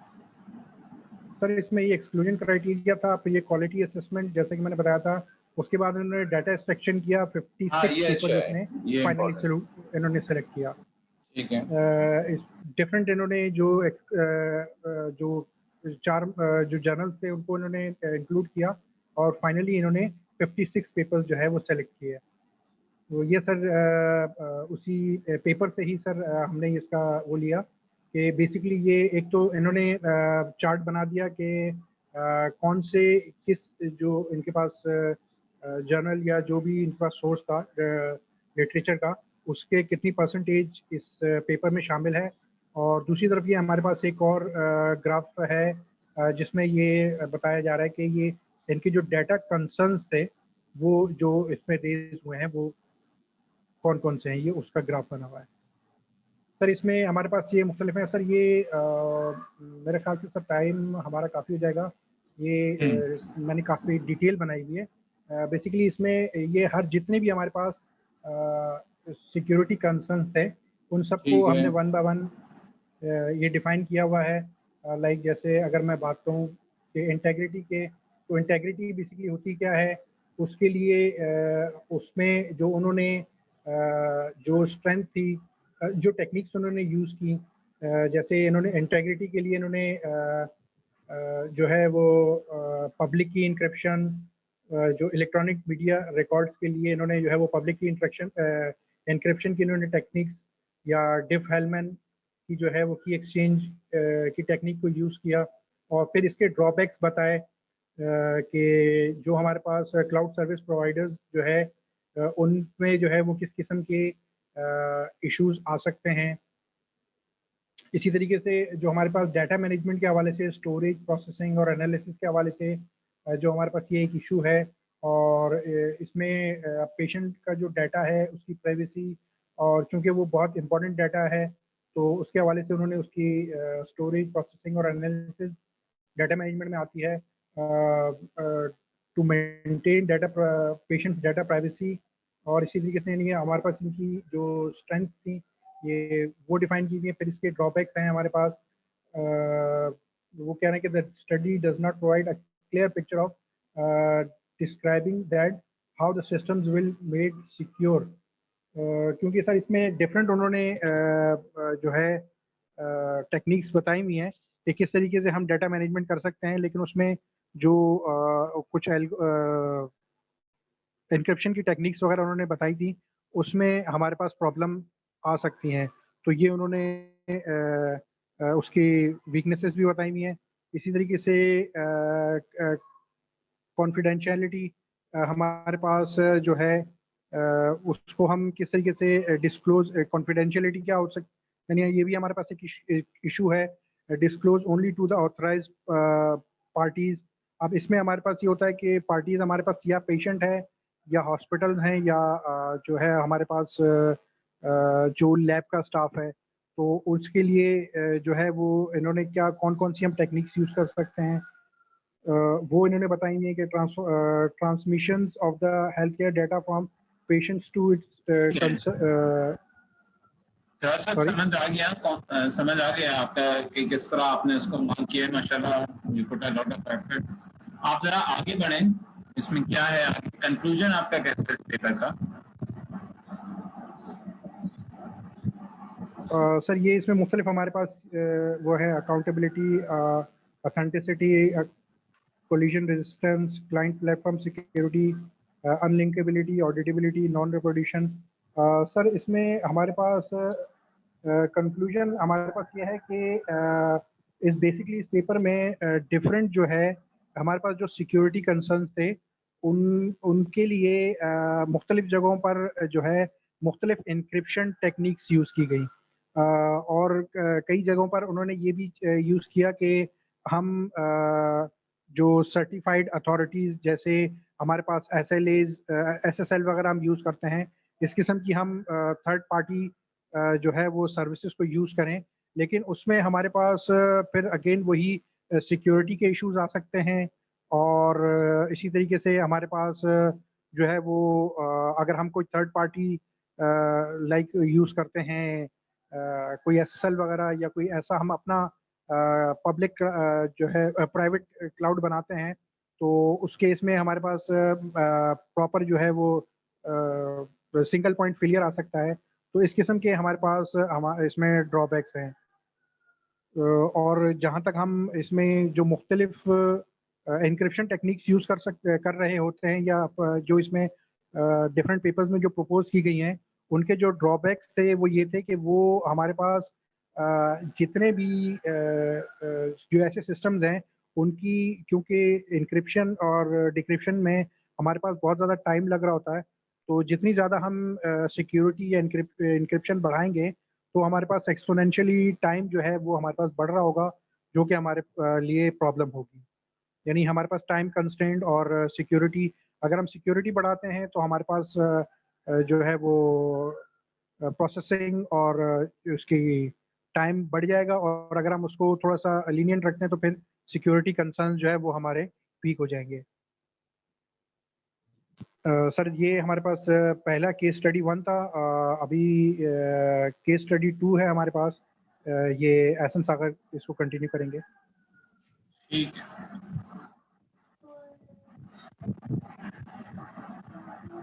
जी एहसन साहब। जी एहसन सकीब सर, ये केस स्टडी 2 जो है ये malicious Insiders attack in IoT based multi cloud E health care environment, यानी जो इसमें सर चिराज साहब ने एसएलआर की डेफिनेशंस और quality assessment criteria, inclusion exclusion वगैरह तो सब बता दिया है केस स्टडी 1 में। तो अब इसमें जो रिसर्च क्वेश्चंस, इसमें 2 रिसर्च क्वेश्चन हैं। रिसर्च क्वेश्चन 1 जो ये है कि जो टॉप सिक्योरिटी थ्रेड है कॉन्फिडेंशली, इसमें 2 चीज़ें हैं, एक कॉन्फिडेंशलिटी और इंटीग्रिटी इस पेपर में, कि इनको हम एड्रेस करना है पेशेंट डेटा की। और तो रिसर्च क्वेश्चन 1 जो है इसमें ये इसको एड्रेस कर रहा है, और रिसर्च क्वेश्चन 2 ये एनालाइज कर रहा है कि इसके सॉल्यूशन क्या होगा।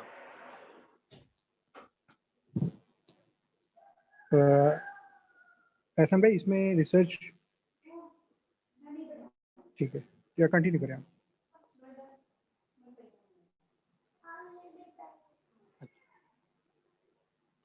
Next slide. इसमें अब इसमें सर्च प्रोसेस जो है, जो रिसर्च क्वेश्चन 1 और रिसर्च क्वेश्चन 2 के लिए जो सर्च स्ट्रिंग है, ये और एंड इसमें यूज़ किए हैं multi cloud security attacks on multi cloud और सिक्योरिटी अटैक्स ऑन कॉन्फिडेंशियलिटी और इन मल्टी क्लाउड और security attacks on integrity in multi cloud, यानी ये 2 चीज़ें हमें एड्रेस करनी है। इनको इन्होंने इस पेपर में कॉन्फिडेंशियलिटी और इंटीग्रिटी, तो इस दोनों में से कोई एक भी हो तो इसको इस लिटरेचर में इन्होंने शामिल किया है। और दूसरा है कि फ्रीक्वेंट अटैक्स जो होंगे ई हेल्थ केयर सिस्टम पे, तो ये इन्होंने इसके रिसर्च क्वेश्चन 1 का सर्च स्ट्रिंग रखा है। और जो सेकंड क्वेश्चन है उसका malicious Insiders attack and handling malicious insider attack in multi cloud, यानी इस रिसर्च क्वेश्चन 2 जो है इसमें दोनों चीज़ें शामिल होनी चाहिए, एक तो इनसाइडर अटैक्स और दूसरा के उसकी solution.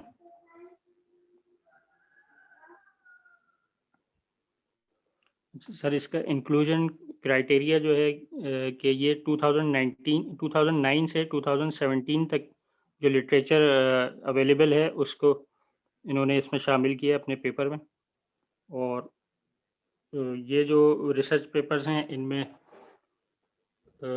Malicious attacks, insider attacks को फोकस कर रहे हैं, और जो लिटरेचर और ये ऐसा क्योंकि करें, नवंबर आगे आ जाइए, आगे आके ना जो जो फाइंडिंग्स थी उन पे गुफ्तगू कर लीजिए जी, यहाँ से कर लीजिए, यहाँ से। बल्कि ये भी ना करें, इससे आगे आ जाए जी।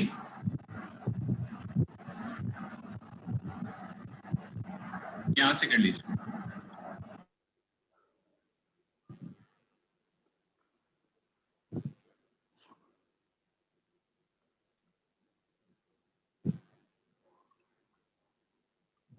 सर इस रिसर्च पेपर में जो स्टडी है ये मालिशियस इनसाइडर्स अटैक की इस क्लाउड जो कंप्यूटिंग सिस्टम में ई हेल्थ केयर सिस्टम में इसकी स्टडी है। और ऑथर ने इसका सॉल्यूशन इस पे इंश्योर किया है इंटीग्रिटी और कॉन्फिडेंशियलिटी के हवाले से पेशेंट डेटा की। और दूसरा तो कॉन्फिडेंशियलिटी के उन्होंने जो सॉल्यूशन पे प्रेजेंट किया है उसमें 1 टाइम पासवर्ड उसका जो है सजेस्ट किया है।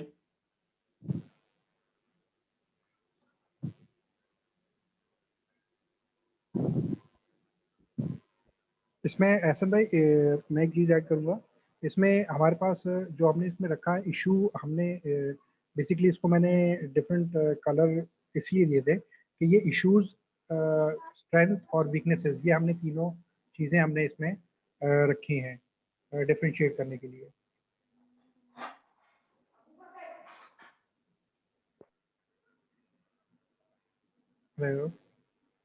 जी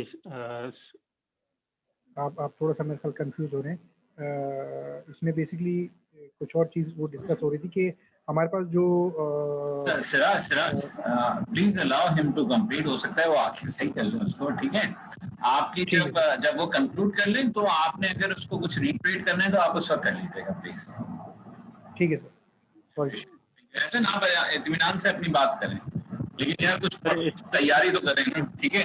करें शाबाश, आई एम श्योर कि आप कर सकते हैं। इंटीग्रिटी के लिए जो इन्होंने सोल्यूशन बताया डेटा इंटीग्रिटी की, पेशेंट डेटा की, उसमें ये कि एक पॉपअप विंडो जो है शो हो, अगर कोई वो करना चाहता है, मॉडिफाई करना चाहता है पेशेंट डेटा की, तो उसके लिए एक पॉपअप विंडो का ऑप्शन रखा है। और जो कॉन्फिडेंशियलिटी के लिए उन्होंने जो सॉल्यूशन वो किया है, सजेस्ट किया है, उसमें वन टाइम पासवर्ड। लेकिन अब इसकी वीकनेस ये है कि वन टाइम पासवर्ड जो है, इस पे कई किस्म के अटैक्स हो सकते हैं, साइबर अटैक्स।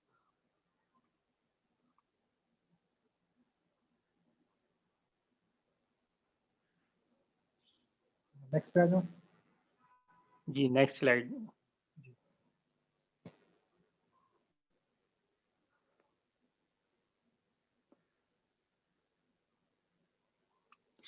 तो इन्होंने इस रिसर्च पेपर में एक फ्रेमवर्क प्रेजेंट किया है, जो कि क्लाउड कंप्यूटिंग में जो वीकनेसेस हैं उनको अवॉइड करने के जो है एक फ्रेमवर्क है, उसको हाईलाइट किया है।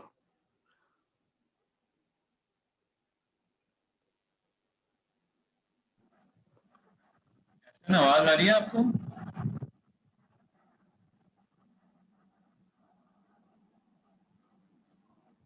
सर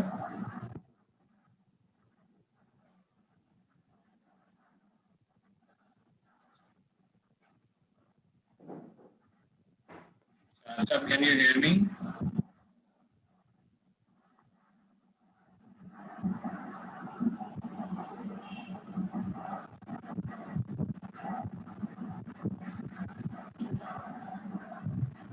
एहसन साहब, सिराज साहब। सर आई थिंक नहीं कनेक्टेड तो है एहसन भाई, माइक भी खुला हुआ उनका। इनसे जरा राब्ता कर लें फोन पे। सर मैं इसको कंटिन्यू कर लूँ या क्या किया जाए? एक दफा इन्हें कॉल करके पता कर लें, फिर आप कंटिन्यू कर लीजिएगा। जो मालिशियस अटैक्स हैं, इसके डिटेक्शन का इसमें बताया है इस रिसर्च पेपर में जो स्टडी है, कि ये एड्रेस करेगा इसकी जो है कम्युनिकेशन इन रिकॉर्ड्स के दरमियान, कि एक जगह से दूसरी जगह भी ये ट्रांसफ़र होंगे, क्योंकि 3 टियर इन्होंने वो बनाया है क्लाउड कंप्यूटिंग। जो टायर 1 है उसमें इन्होंने एक्सेस कंट्रोल रखा है कि जो इसके ऑथराइज पर्सन्स हैं उस रिकॉर्ड को एक्सेस कर सकें, और टायर 2 में जो है और टायर इसकी ज़रा मुझे सिराज साहब वो जो फिगर है वो इसमें है स्लाइड में? नहीं वो स्लाइड में नहीं है। अच्छा वो इसमें नहीं। तो इन दो जो मल्टी आप क्लाउड आगे बढ़िएगा।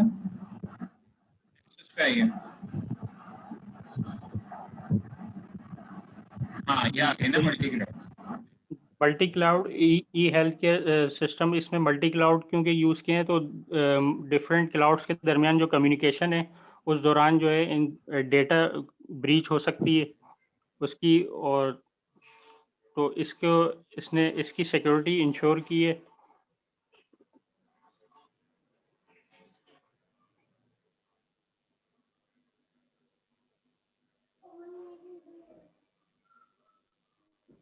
और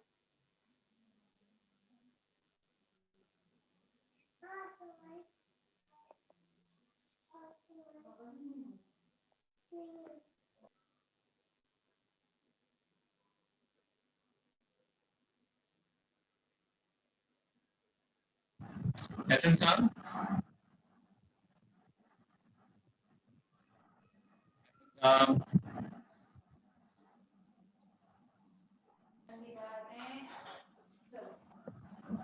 सिराज साहब, सर जी इसमें सर। एक्सेस कंट्रोल का जो वो है फेज है, इसमें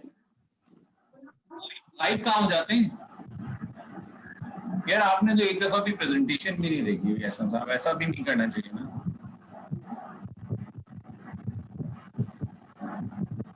नहीं सर, हमने मिलके काम किया है सर। एहसन भाई ने काफ़ी मटेरियल एहसन भाई ने भी इसमें एक्सट्रैक्ट करके निकाला है, लेकिन वो एहसन साहब गायब कहाँ हो जाते हैं, मैं ये पूछ रहा हूँ। सर मुझे लग रहा है कि एहसन भाई वो जो एक्चुअल रिसर्च पेपर है उसको देख के मेरे ख्याल से वो कर रहे हैं, तो उनकी वर्डिंग्स तो वगैरह वहाँ एटलीस्ट पे। बोले ना, ये जो आप बात कह रहे हैं यही वो बोले। कहाँ है इस वक्त भी? He is not replying. Sir इस पे मैं ये बता था कि इसमें 3 टियर क्लाउड कंप्यूटिंग है, एक में एक्सेस। अच्छा नहीं नहीं, आप एक सेकंड चुप हो जाए, एक सेकंड। आप मुझे ये बताएं, आपको मेरी आवाज आ रही है? जी सर मुझे आ रही है। ये बीच में जब मैं बोलता हूँ एहसन साहब आप कहाँ हैं, तो आपको उस वक्त आ रही होती है आवाज? हेलो, जी आपको मेरी आवाज आ रही है? सर इसमें एक्सेस कंट्रोल ये है कि स्टाफ है हॉस्पिटल का या पेशेंट है, अगर अपना डेटा उसको एक्सेस करना चाहता है तो ये उसके लिए एक क्लाउड कंप्यूटिंग सर्विस जो है, ट्रस्टेड क्लाउड, तो उसके लिए एक क्लाउड कंप्यूटिंग सर्विस है। और इसी तरह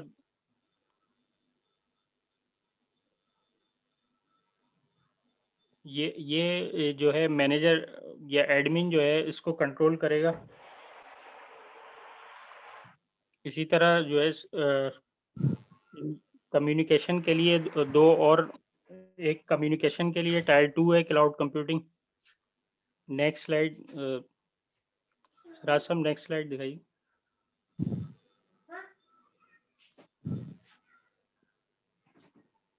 इसमें सेकंड जो टायर है इसमें क्लाउड कंप्यूटिंग है, इसमें इसकी इंक्रिप्शन है, डेटा इंक्रिप्शन, ताकि इस पे जो अटैक हो उसकी प्रोटेक्शन के लिए।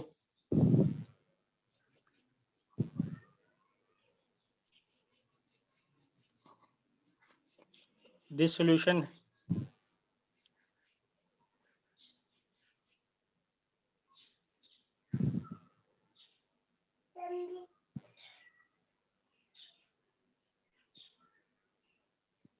और थर्ड जो इसकी वो क्लाउड कंप्यूटिंग सर्विस है, इसमें ये डेटा शेयरिंग जो है सिक्योरली इसको शेयरिंग के लिए एल्गोरिथम इसमें वो है।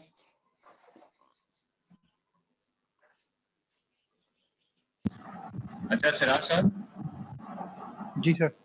मेरा ख्याल है आप इसको आगे बढ़ाइए और केस स्टडी 3 को शुरू कीजिए, क्योंकि अब आपका टाइम खत्म होने में कुल 5 मिनट रह गए।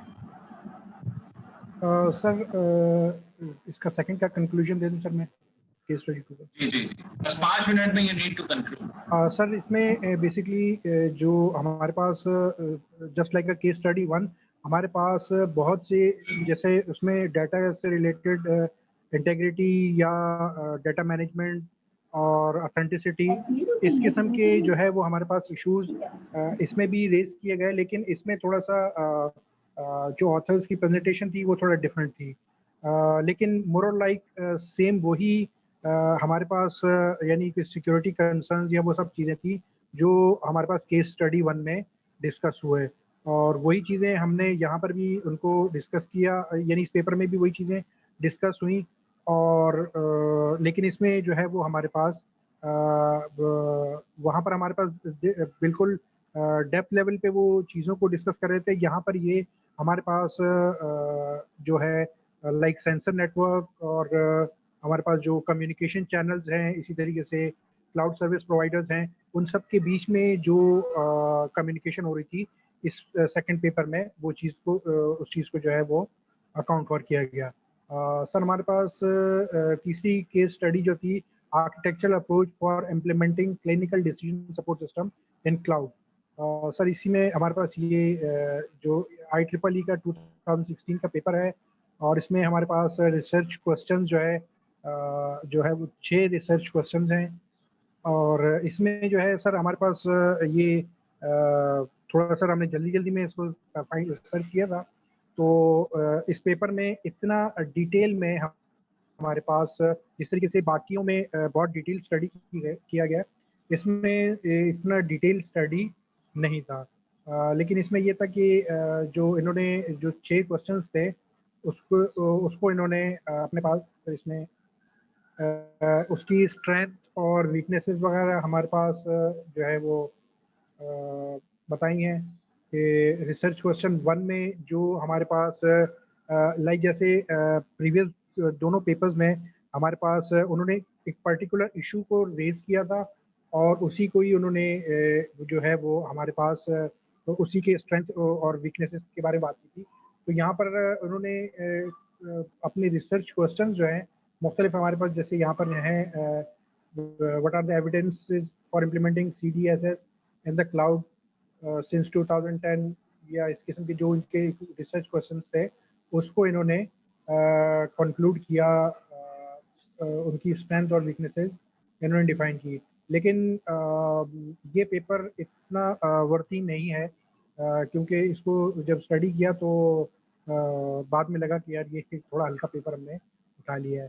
तो इसमें जो है वो चीज़ें भी इतनी जो भी जैसे सेम हमारे पास इसमें भी सिक्योरिटी के कंसर्न्स और वो सब चीज़ें उठाई गई, लेकिन इसमें इतना डिटेल में डिस्कशन या वो उसको नहीं किया गया कि हमारे पास क्या इश्यूज आ सकते हैं या उनको हम अकाउंट फॉर करें। लेकिन जो ओवरऑल तीनों उनका उसका रिसर्च पेपर्स का वो बेसिकली बनता यही है ये कि हमारे पास जितने भी ई हेल्थ केयर सिस्टम्स हैं बेसिकली वो बहुत सेंसिटिव होते हैं, क्योंकि जो हमारा हेल्थ किसी भी मतलब कि पेशेंट या उसके लिए कोई भी कॉम्प्रोमाइज हो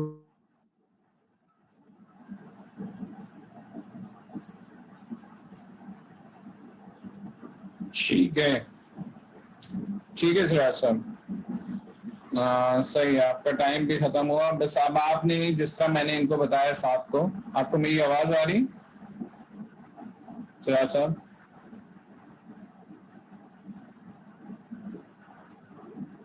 आपको मेरी आवाज आ रही है? जी सामने आवाज आ रही है जनाब सिराज साहब? जी सर। ठीक है, मैंने आपकी बात कंक्लूड सुन ली। अब जैसे मैंने जो साहब को मशवरा दिया था वही आप करें कि प्रेजेंटेशन के आखिर में 3 स्लाइड्स ऐड करके कंपैरिजन की 2 या 3 जो उतनी भी आपके लिए बनती हैं उसको फिर आप अपलोड कर दीजिएगा। जल्दी करने की जरूरत नहीं है, अगली क्लास तक भी आप कर सकते हैं। ठीक है? ठीक है सर। सर इसको LMS पे नहीं LMS पे नहीं, गूगल क्लासरूम पे। ठीक है सर। ठीक है, thank you very much. Thank you, बहुत अच्छी एफर्ट किया आपने IMS से। Thank you sir. ऑलराइट, तो कुछ लोग ज्यादा हो गए हैं, मुझे लगता है लोग रिजल्ट के इंतजार में आ गए। अभी रिजल्ट बहुत दूर है, अभी 2 प्रेजेंटेशनें बीच में बाकी हैं। ग्रुप 3,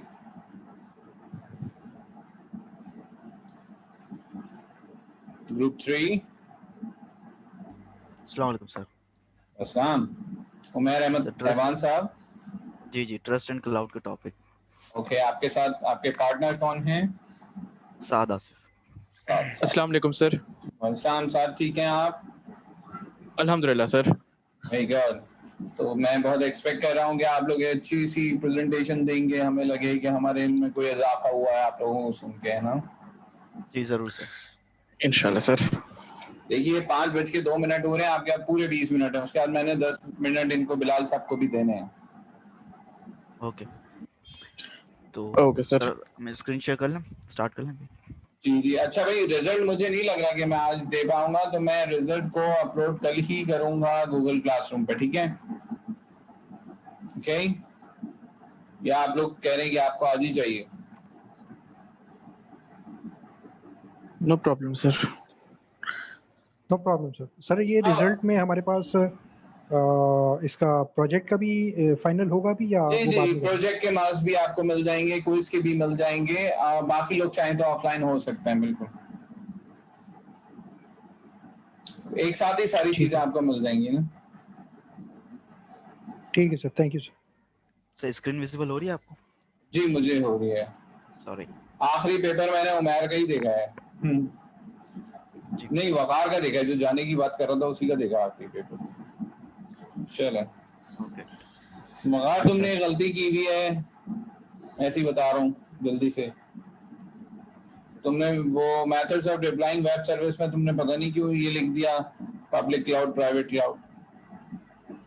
जो सवाल जो मुझे चाहिए था वो पहले तुमने लिख दिया, लेकिन उसके बाद पता नहीं पब्लिक प्राइवेट क्लाउड का जिक्र क्यों किया। खैर चलें जी, आपका टाइम शुरू हो गया सर। Okay sir. सर हमारा जो पेपर मेनली 3 है, एक पेपर जो आपने प्रपोज किया था वो, और 2 पेपर हमने मजीद उसके रिलेटेड फाइंडिंग करके ट्रस्ट के टॉपिक से कीवर्ड जिसमें ट्रस्ट वाले थे तो वो हमने निकाल के जो है उनके ऊपर थोड़ी सी स्टडी कर ली। सर तो आपसे वो भी नाम करा दिखाएंगे?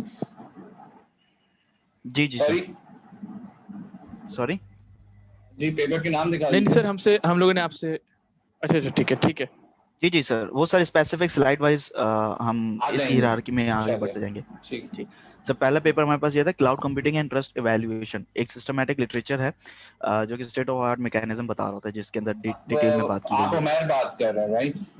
जी मैं उमर बात कर रहा हूँ सर। साथ का बात करेंगे सर साथ बात करेंगे थर्ड पेपर पे और कंक्लूजन पे। ठीक हो गया उमर, प्लीज कैरी ऑन। अब मैं आपको डिस्टर्ब नहीं करूंगा, 15 minutes are yours. Okay sir. Sir हमारे पास ये paper mainly cloud based computing services के ऊपर है जो कि अमेजोन EC2 की तरफ से मतलब सर्विसेज प्रोवाइड की गई थी 2006 में। मेनली टारगेट क्या था इसका, वो ये था कि ऑर्गेनाइजेशंस को सॉफ्टवेयर्स प्रोवाइड किए जाएं, प्लेटफॉर्म्स प्रोवाइड किए जाएं, एप्लीकेशंस प्रोवाइड किए जाएं, डेटा बिजनेस और इंफ्रास्ट्रक्चर्स वगैरह प्रोवाइड किए जाएं, जिससे जो भी ऑर्गेनाइजेशन है वो इजीली अपना काम करे without hassle of the any hardware. ठीक, यहाँ पे हमारे पास जो है वाइडली जो यूज हो रहा है मेथड क्लाउड कंप्यूटिंग के अंदर, वो यूज हो रहा है डेटा स्टोरेज का ऑन डिमांड, यानी कि जब भी मुझे जरूरत होगी मैं सिर्फ तभी डिमांड करूंगा और मुझे वो स्पेस ऑक्यूपाई हो जाएगा, मुझे स्पेस मिलेगा, या इसी तरीके से प्रोसेसिंग के हवाले से, यानी हर चीज़ ऑन डिमांड चल रही है। और कुछ एक्सपेक्ट्स ऐसे भी होते हैं कि जो कि पर रिक्वेस्ट के हिसाब से मिल रहे हैं या पेपर चार्जेस का एक कॉन्सेप्ट होता है कि पेपर के हिसाब से हमें चीज़ें मिल रही होती हैं। अब वो रिक्वेस्ट भी हो सकता है, क्लिक्स भी हो सकता है, मल्टीपल चीज़ें हो सकती हैं। इस पेपर के अंदर हमारे पास 4 चीज़ों की टाइप की सर्विसेज के ऊपर जो है डिस्कशन हुई है। एक तो हमारे पास software as a service, platform as a service, infrastructure as a service, और एक और एक्स्ट्रा टाइप है हमारे पास एक्सपर्ट एज अ सर्विस। तो इनके ऊपर डिस्कशन हुआ है और इसी के रिस्पेक्टिव जब इन क्लाउड कंप्यूटिंग की बात आती है तो हमारे पास ट्रस्ट का एक बड़ा क्वेश्चन मार्क आ जाता है कि ट्रस्ट को कैसे हम मेक श्योर करें कि जो है ट्रस्ट वर्दी हैं चीज़ें, ताकि जैसे यूजर्स का डेटा भी और प्रोवाइडर्स के सर्विसेज प्रोवाइडर जो होते हैं उनके ऊपर भी कॉम्प्रोमाइज़ ना हो सके। तो इस SLR के अंदर जो है मेनली मॉडल ट्रस्ट असेसमेंट के ऊपर है, जो कि मज़ीद हमारे पास जैसे कि मल्टीपल स्टेजेस से ना मल्टीपल पेपर्स को लेके फिर फिल्टर आउट किया गया है। जैसा कि ईयर वाइज आप कह लें, जैसा कि आपको चार्ट भी दिख रहा है कि चार्ट में जो है ईयर वाइज फिल्ट्रेशन करके डेटा निकाला है। तो 2012 से लेके 2015 तक का हाईएस्ट पीक है हमारे पास, तो जिसके अंदर इस ट्रस्ट के टॉपिक के अंदर बहुत ज़्यादा पेपर्स लिखे गए हैं। एक और चार्ट मैं आपके साथ शेयर करना चाहूँगा जिसके अंदर जो पब्लिशर्स जो हैं उनके भी यहाँ पे मतलब आई हुई है, इन्फॉर्मेशन आई हुई है कि किस पब्लिशर से ज़्यादा इन्फॉर्मेशन कलेक्ट पेपर्स मतलब पब्लिश हुए हैं, जिनमें जो है टॉप पे IEEE का पब्लिशर है जिनके पास ज़्यादा मतलब मिकदार में पेपर्स वगैरह हैं। तो इसी स्ट्रैटेजी से, स्टेजेस वाइज स्ट्रैटेजी से मल्टीपल पेपर्स कलेक्ट किए। टोटल आर्टिकल जो थे वो 224 आर्टिकल्स है, जिसमें से फिल्टर्ड किए 3 स्टेजेस के रिस्पेक्टिव, जिसमें से हमें 24 आर्टिकल्स मिले। अब वो 3 स्टेजेस क्या हैं, एक तो नॉर्मल सर्च, दूसरा सर्च टाइप वाइज जैसे कि जनरल है, कॉन्फ्रेंस है या बुक्स है, तीसरी स्टेज कौन सी थी कि ईयर वाइज कैटेगरी, जो मैंने आपको चार्ट के अंदर भी मैं प्रीवियस आपको पेपर 1 सेकंड के लिए रोक सकता हूँ चार्ट के अंदर प्लीज? इन्फॉर्मेशन दी। जी जी सर। सॉरी, मैं ये कहना चाह रहा हूँ कि एक तो आप अपनी फाइंडिंग्स पे आ जाइए, ठीक है, और दूसरा मैं बिलाल को ये कहना चाह रहा हूँ कि बिलाल आपकी टर्न नेक्स्ट वीक आएगी, ठीक है, तो आप अपने तीनों पेपर्स को एक साथ प्रेजेंट कर लीजिएगा। थैंक यू सर, मैं भी इसी इंतजार में था। हाँ बिकॉज टाइम नहीं है और 5:30 बजे असर पढ़ेंगे हम लोग, तो फिर मगरिब में सिर्फ 10-12 मिनट होंगे, ठीक है ना? तो हमें बिल्कुल ठीक है, 5:30 तो क्लोज करना होगा। मैं असर पढ़ लेता हूँ, फिर आप कंटिन्यू करें। जी जी ठीक है, आप फिर अगले वीक के लिए स्केड्यूल होगा तीनों पेपर्स एक साथ। Thank you. ठीक है, ओके जी अब आप कैरी कर लें, अब आपके पास इत्मीनान से 22 मिनट हैं, ठीक है? Okay sir. तो सर हमारे पास टोटल आर्टिकल्स जो मतलब चूज किए वो किए गए थे 28 आर्टिकल, और उसी के ऊपर ही एनालाइज हुआ था। तो ये कुछ एट्रीब्यूट्स हैं जैसे सिक्योरिटी का, डिपेंडेबिलिटी का, इंटीग्रिटी का, रिलायबिलिटी, डायनामिसिटी, सेफ्टी, स्केबिलिटी, अवेलेबिलिटी और कॉन्फिडेंशियलिटी। इन एट्रीब्यूट्स के रिस्पेक्टिव क्या किया गया, मल्टीपल जो 28 पेपर्स है उन सबको एनालाइज कर करके देखा गया कि बेस्ट प्रैक्टिस क्या हो सकती है ट्रस्ट लेवल को इंश्योर करने के लिए। तो उनमें से 2 पेपर जो नाम मेंशन किए गए हैं, एक पेपर 2012 में और एक पेपर 2016 में प्रपोज हुआ था। उनके अंदर हाईएस्ट मतलब कि हमें चीजें मिल रही थी कि जिसमें ट्रस्ट के लेवल के हिसाब से हम मेक श्योर कर सकते हैं। अच्छा, ये अभी यहाँ पे दूसरा पेपर स्टार्ट हो रहा है। अच्छा सर, कंक्लूजन जो मेन कंक्लूजन है वो हमने लास्ट में मेंटेन किया हुआ है तीनों पेपर्स का। तो अभी एक पेपर कंप्लीट हो गया है, मैं सेकंड पेपर के ऊपर अब जंप कर रहा हूँ। ठीक है, तो इज इट ओके टू जी गो जी through? Please carry on please. Okay. अच्छा, जो सेकंड पेपर था हमारा वो था सिक्योरिटी, प्राइवेसी और ट्रस्ट के ऊपर ही था वो भी। लेकिन ये भी कंपैरेटिव स्टडी है, लेकिन इसके ऊपर ना मेनली फोकस किया गया है 2 पर्सपेक्टिव के व्यू के ऊपर, जैसे एक यूजर का व्यू और एक प्रोवाइडर्स का व्यू। ऊपर वाले जो पेपर था उसमें था एक ट्रस्ट लेवल का बताया गया था कि स्टेट ऑफ द आर्ट क्या हो सकता है, वो ट्रस्ट को हम कैसे मेक श्योर करें, वो चीजों के ऊपर मतलब वर्किंग हुई थी। जबकि यहाँ पे बताया गया कि दोनों के ऑब्वियसली बात है अपनी अपनी क्यूरीज होंगी, दोनों की अपनी अपनी एक पर्सपेक्टिव पॉइंट्स होंगे। यूजर अपने पॉइंट्स प्रेजेंट करेगा, प्रोवाइडर अपने पॉइंट्स प्रेजेंट करेगा। तो हाँ, इस पेपर में इन दोनों के व्यू के ऊपर मजीद डिटेल्ड कुछ और पैरामीटर्स निकाले गए जिनको फुलफिल करने के लिए कि मेक श्योर कर सकें कि दोनों के दरमियान ट्रस्ट, सिक्योरिटी और प्राइवेसी का जो पैरामीटर्स हैं वो फुलफिल हो रहे हों। तो इस पेपर में मेनली इन 2 व्यूज के ऊपर बात हो रही है, और उन 2 व्यूज की ऑब्वियसली बात है उनके दोनों व्यूज के अपने अपने रिक्वायरमेंट्स हैं। जैसे कि यूजर की रिक्वायरमेंट्स क्या है कि यूजर मोस्टली जो कॉमन यूजर है, एंड यूजर, वो ये समझता है कि मैं मुझे सिक्योर लॉगिन मिल गया तो मैं इनफ है मेरे लिए क्लाउड का ऊपर के मैं सिक्योर हूँ। जबकि ऐसा नहीं होता है, बहुत सारे और पैरामीटर्स भी होते हैं जो कि टेक्निकल यूजर होते हैं वो समझते हैं इस बातों को कि भाई सिक्योरिटी रिक्वायरमेंट्स भी होती हैं, कुछ प्राइवेसी रिक्वायरमेंट्स भी होती हैं। सिक्योरिटी के अंदर कॉन्फिडेंशियलिटी, अवेलेबिलिटी, अकाउंटेबिलिटी, और इसी तरीके से प्राइवेसी के अंदर अनऑथराइज्ड एक्सेस के लिए और सर्विस प्रोवाइडर के लॉक इन की, और एसेट्स मैनेजमेंट और लैक ऑफ इन्फॉर्मेशन की भी पैरामीटर्स और भी होते हैं। इसी तरीके से फिर प्रोवाइडर्स के रिस्पेक्टिव भी कुछ पॉइंट्स होते हैं, और वो उनके ये है कि भाई सिक्योरिटी रिक्वायरमेंट्स उनके क्या क्या हो सकते हैं। भाई रिस्पॉन्सिबिलिटी एम्बिग्यूटी वाला पार्ट है, प्रोटेक्शन इनकंसिस्टेंसी वाले पार्ट है। रिस्पॉन्सिबिलिटी एम्बिग्यूटी मतलब ऐसे कि फॉर एग्जाम्पल डिफरेंट रोल्स होते हैं, उन रोल्स के दरमियान एम्बिग्यूटी बहुत सारी होती है, इस तरह की चीज है। इसी तरीके से प्रोटेक्शन इनकंसिस्टेंसी आ जाता है हमारे पास, के डिस्ट्रीब्यूटेड सिस्टम हमारे पास पड़े हुए हैं, डेटा हमारा डिस्ट्रीब्यूटेड सिस्टम्स में पड़ा हुआ है, तो वो मेक श्योर कैसे करेगा चीजों को कि भाई कौन सा सिक्योर्ड मजीद चीजें चल रही हैं और इस तरीके की इन्फॉर्मेशन। इसी तरीके से bad integration, unsecure administration, API, shared environment, privacy और ट्रस्ट रिक्वायरमेंट्स के पार्ट है। ये वाले सारे वो पॉइंट्स हैं जो कि एक प्रोवाइडर्स के रिक्वायरमेंट्स हैं। अब एक कंपैरेटिव स्टडी की गई जिसके अंदर 2 अप्रोचेस फाइनल की गई, जैसे कि एक फॉर्मल अप्रोच और एक मैनेजरियल अप्रोच। फॉर्मल अप्रोच में क्या है कि एक सॉल्यूशन प्रोवाइड किया गया, क्लियर एसएलए। एसएलए क्या होता है? एसएलए ये होता है कि भाई एक सर्विस लेवल एग्रीमेंट प्रेजेंट किया गया जिसमें दोनों पार्टीज के दरमियान एक सेट ऑफ पॉइंट्स होते हैं जिन जो कि एज एग्रीमेंट होता है दोनों पार्टीज के दरमियान कि भाई अगर आप इन चीज़ों को फॉलो करेंगे और हम इन चीज़ों को फॉलो करेंगे तो ये चीज़ें सही चलेंगी, नहीं तो पेनल्टी वगैरह इसके रिस्पेक्टिव जो भी होगा वो चीज़ें चलती रहेंगी। तो ये उसके स्पेसिफिक यूजर और प्रोवाइडर दोनों के व्यूज के लिए आप नोट कर रहे हैं कि पॉइंट्स बताए हुए हैं कि भाई किन किन चीज़ों की क्या क्या चीज़ें हैं हमारे पास, कि कॉन्फिडेंशियलिटी कितनी अच्छी हो रही है, अवेलेबिलिटी कितनी हो रही है, अकाउंटेबिलिटी कितनी हो रही है, इसी तरह प्राइवेसी, सिक्योरिटी और ट्रस्ट किस तरह से कितना कितना परसेंट हो रहा है। तो ये फॉर्मल और मैनेजरल अप्रोचेस दोनों के हिसाब से चीजें डिस्कस करी हुई हैं यहाँ पे इस पेपर में।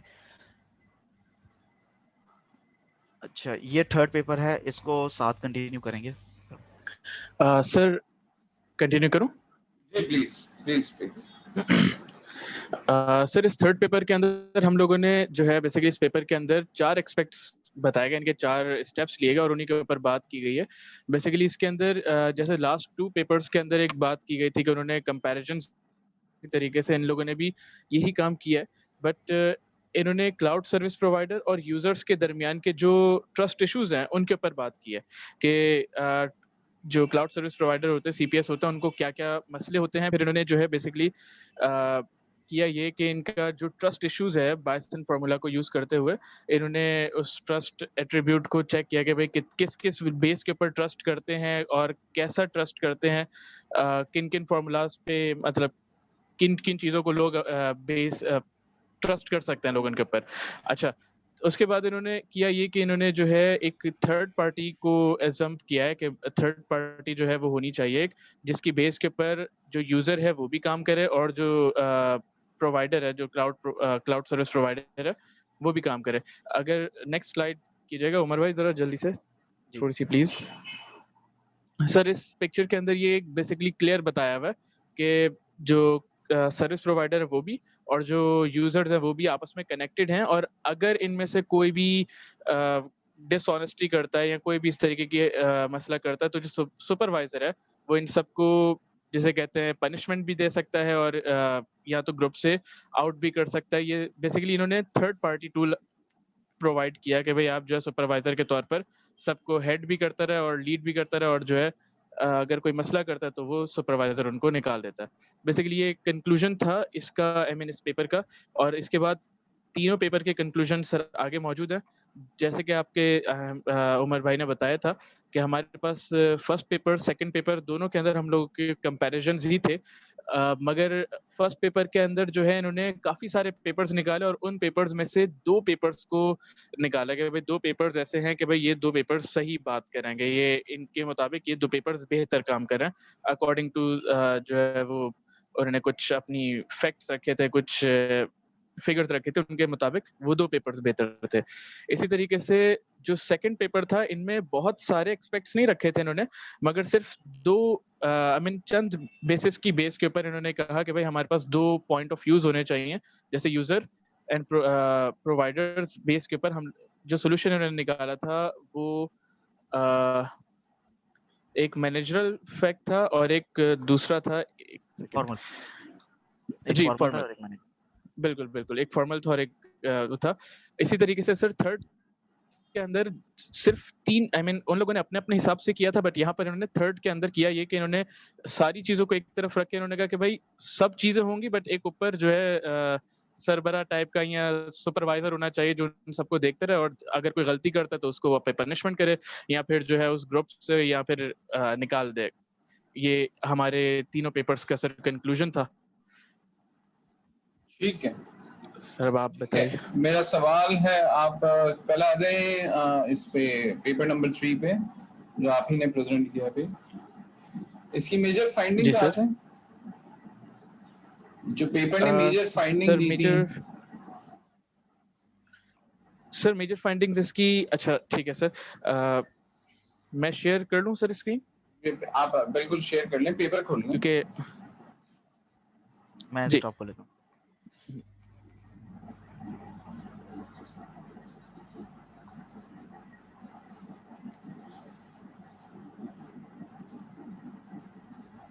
जी सर, ये विजिबल है पेपर? जी बिल्कुल है।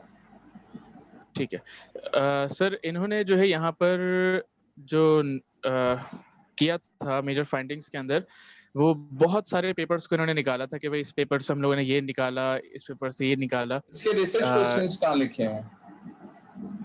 सर इसके रिसर्च क्वेश्चंस एज सच नहीं थे सर, आई मीन देखे थे बट एज सच कुछ मैंने नहीं। आप इसका वो दिखाइए मुझे टाइटल, पहले पेज पे आ जाइए, पहले पेज पे। जी सर।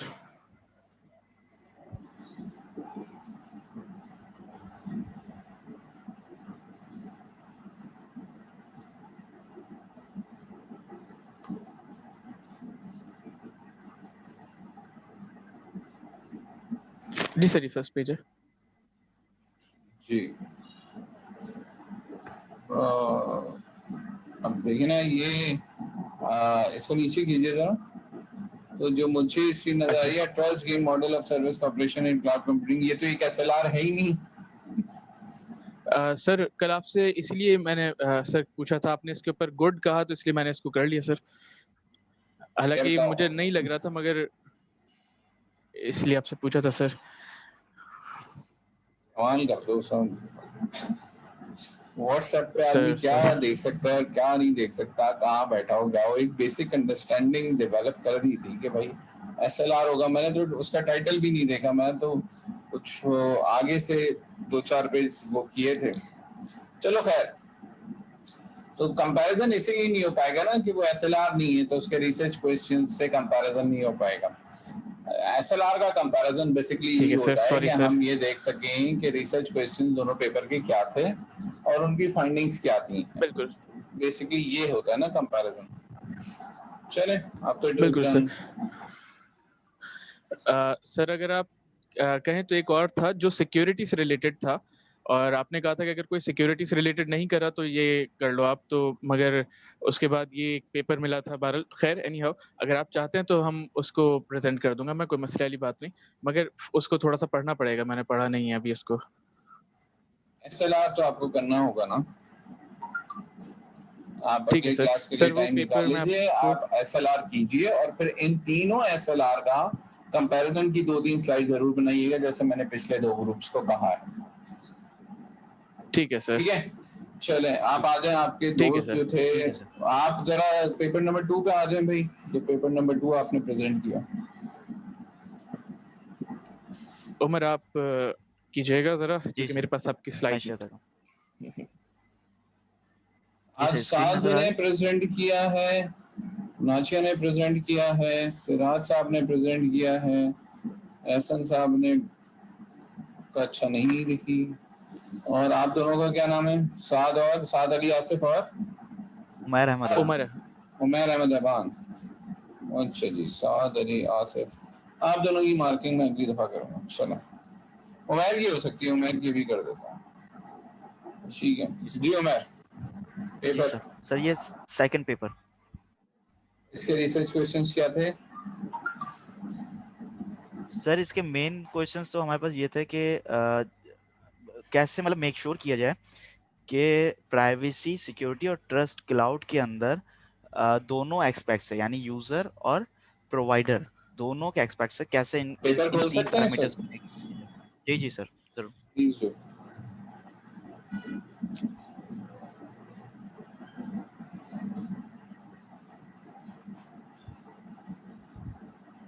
सर पेपर विजिबल हो रहा है आपको, या मैं रीशेयर करूं स्क्रीन दोबारा? नहीं, मुझे पेपर विजिबल हो रहा है। आ जाइए इसके रिसर्च क्वेश्चंस पे आ जाइए। अब देखिए उमर, मसला क्या हो रहा है कि क्या आपके ख्याल में ये सिस्टमैटिक लिटरेचर रिव्यू है?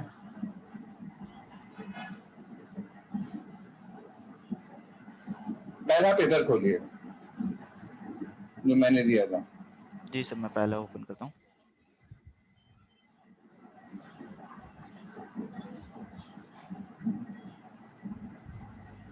सर स्क्रीन विजिबल हो रही है? जी हो रही है। तो सबसे ऊपर आ ये रहा पहला पेपर जी, सबसे ऊपर आ जी सर, टॉप पे होगा जी सर। भाई देखिए, ये है ना एक सिस्टमैटिक लिटरेचर रिव्यू, है ना? तो इस सिस्टमैटिक लिटरेचर रिव्यू में क्या खास बात होती है? इसमें 4-5 बातें होती हैं। मैंने बहुत तफसील से डिस्कस किया था और वो लेक्चर भी आप है, आप उसको सुन लेते कि जनाब उसमें आपको बताया जाएगा एग्जैक्टली हमने किस एरिया के पेपर कवर किए, ईयर क्या था, मंथ क्या था, हमने कितने पेपर लिए, हमने एक्सक्लूड कैसे किया, हमने इंक्लूड कैसे किया। इन पिछले दोनों ग्रुप्स में ये प्रेजेंट किए हैं ना, हमने इंक्लूड कैसे किया, एक्सक्लूड कैसे किया, हमारे रिसर्च क्वेश्चंस क्या थे। आप इसमें रिसर्च क्वेश्चन सर्च करें, ये देखिए ये आपकी पेपर की लिस्ट आ गई जो नीचे आ रही थी अभी, ये वाली। जी सर, ये नंबर ऑफ जहाँ से इन्होंने ग्रैब किया इन्फॉर्मेशन। जी जी जी जी। अब आप जरा रिसर्च क्वेश्चन दिखाएं मुझे। उमर, आपको भी ये करना पड़ेगा कि आप भी एक पेपर कीजिए जो सिस्टमैटिक लिटरेचर रिव्यू हो, और कोई बात नहीं, उसको आप उस पर कर लें सिक्योरिटी की पे, और आप दोनों को दोबारा ये करना पड़ेगा यार। ठीक है ओके सर, ओके दोबारा ठीक है सर। मैं अच्छा चाहता हूँ कि सर, आपके मैं ये बहुत पेपर अच्छे आपसे शेयर नंबर कर दूं, आएं। आप बता देंगे? जी जी करीब जी जी सर। थैंक यू सर, इंशाल्लाह। ऐसे ही चाहते हैं सर मैं आपको पेपर शेयर कर देता हूँ। प्लीज जो हेलो हाँ ठीक करिए। यार, आप अपनी स्क्रीन ऑफ जी, कीजिएगा, मैं ऑफ करता हूँ। जी सर, ये विजिबल है आपको नीचे करिए। पेपर? ये पेपर है जी सर, ये पेपर है। सिक्योरिटी इश्यूज एज स्पेक्टिव मिटिगेशन इन सिस्टमैटिक रिव्यू। नीचे आइए, रिसर्च क्वेश्चन देखिए क्लियरली आइडेंटिफाइड हैं। नहीं सर, मैं वही देख रहा था, मगर एज सच नहीं दिखे मुझे, देख लेता। ये रहे सर, हैं, ये जी रहे सर, ये है, 2.1 क्लियरली आइडेंटिफाइड। ठीक जी है, जी अब आप दूसरी चीज इसमें देखिए, ठीक है, पेपर ठीक है। सिलेक्शन क्राइटेरिया क्लियरली आइडेंटिफाइड है। नीचे करिए। जी है जी, ये आ गया साइटेड पेपर्स। ठीक है, ये आ गया जी रिसर्च बिल्कुल। स्ट्रिंग, इंक्लूजन एक्सक्लूजन क्राइटेरिया, ये आप कर सकते हैं पेपर। ठीक है सर, ठीक है सर, इसको कर लेते हैं इंशाल्लाह ताला।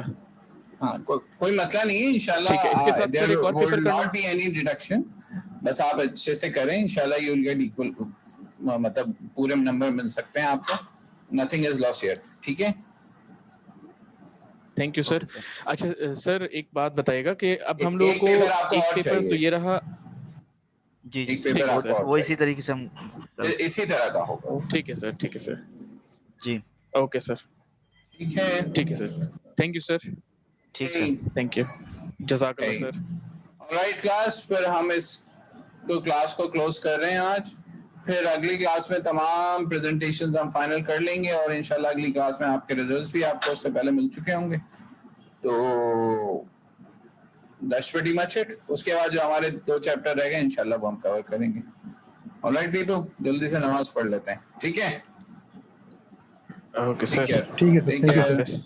अल्लाह हाफिज़। अल्लाह थैंक हाफिज़। यू, अल्लाह हाफिज़। अल्लाह हाफिज़। अल्लाह हाफिज़।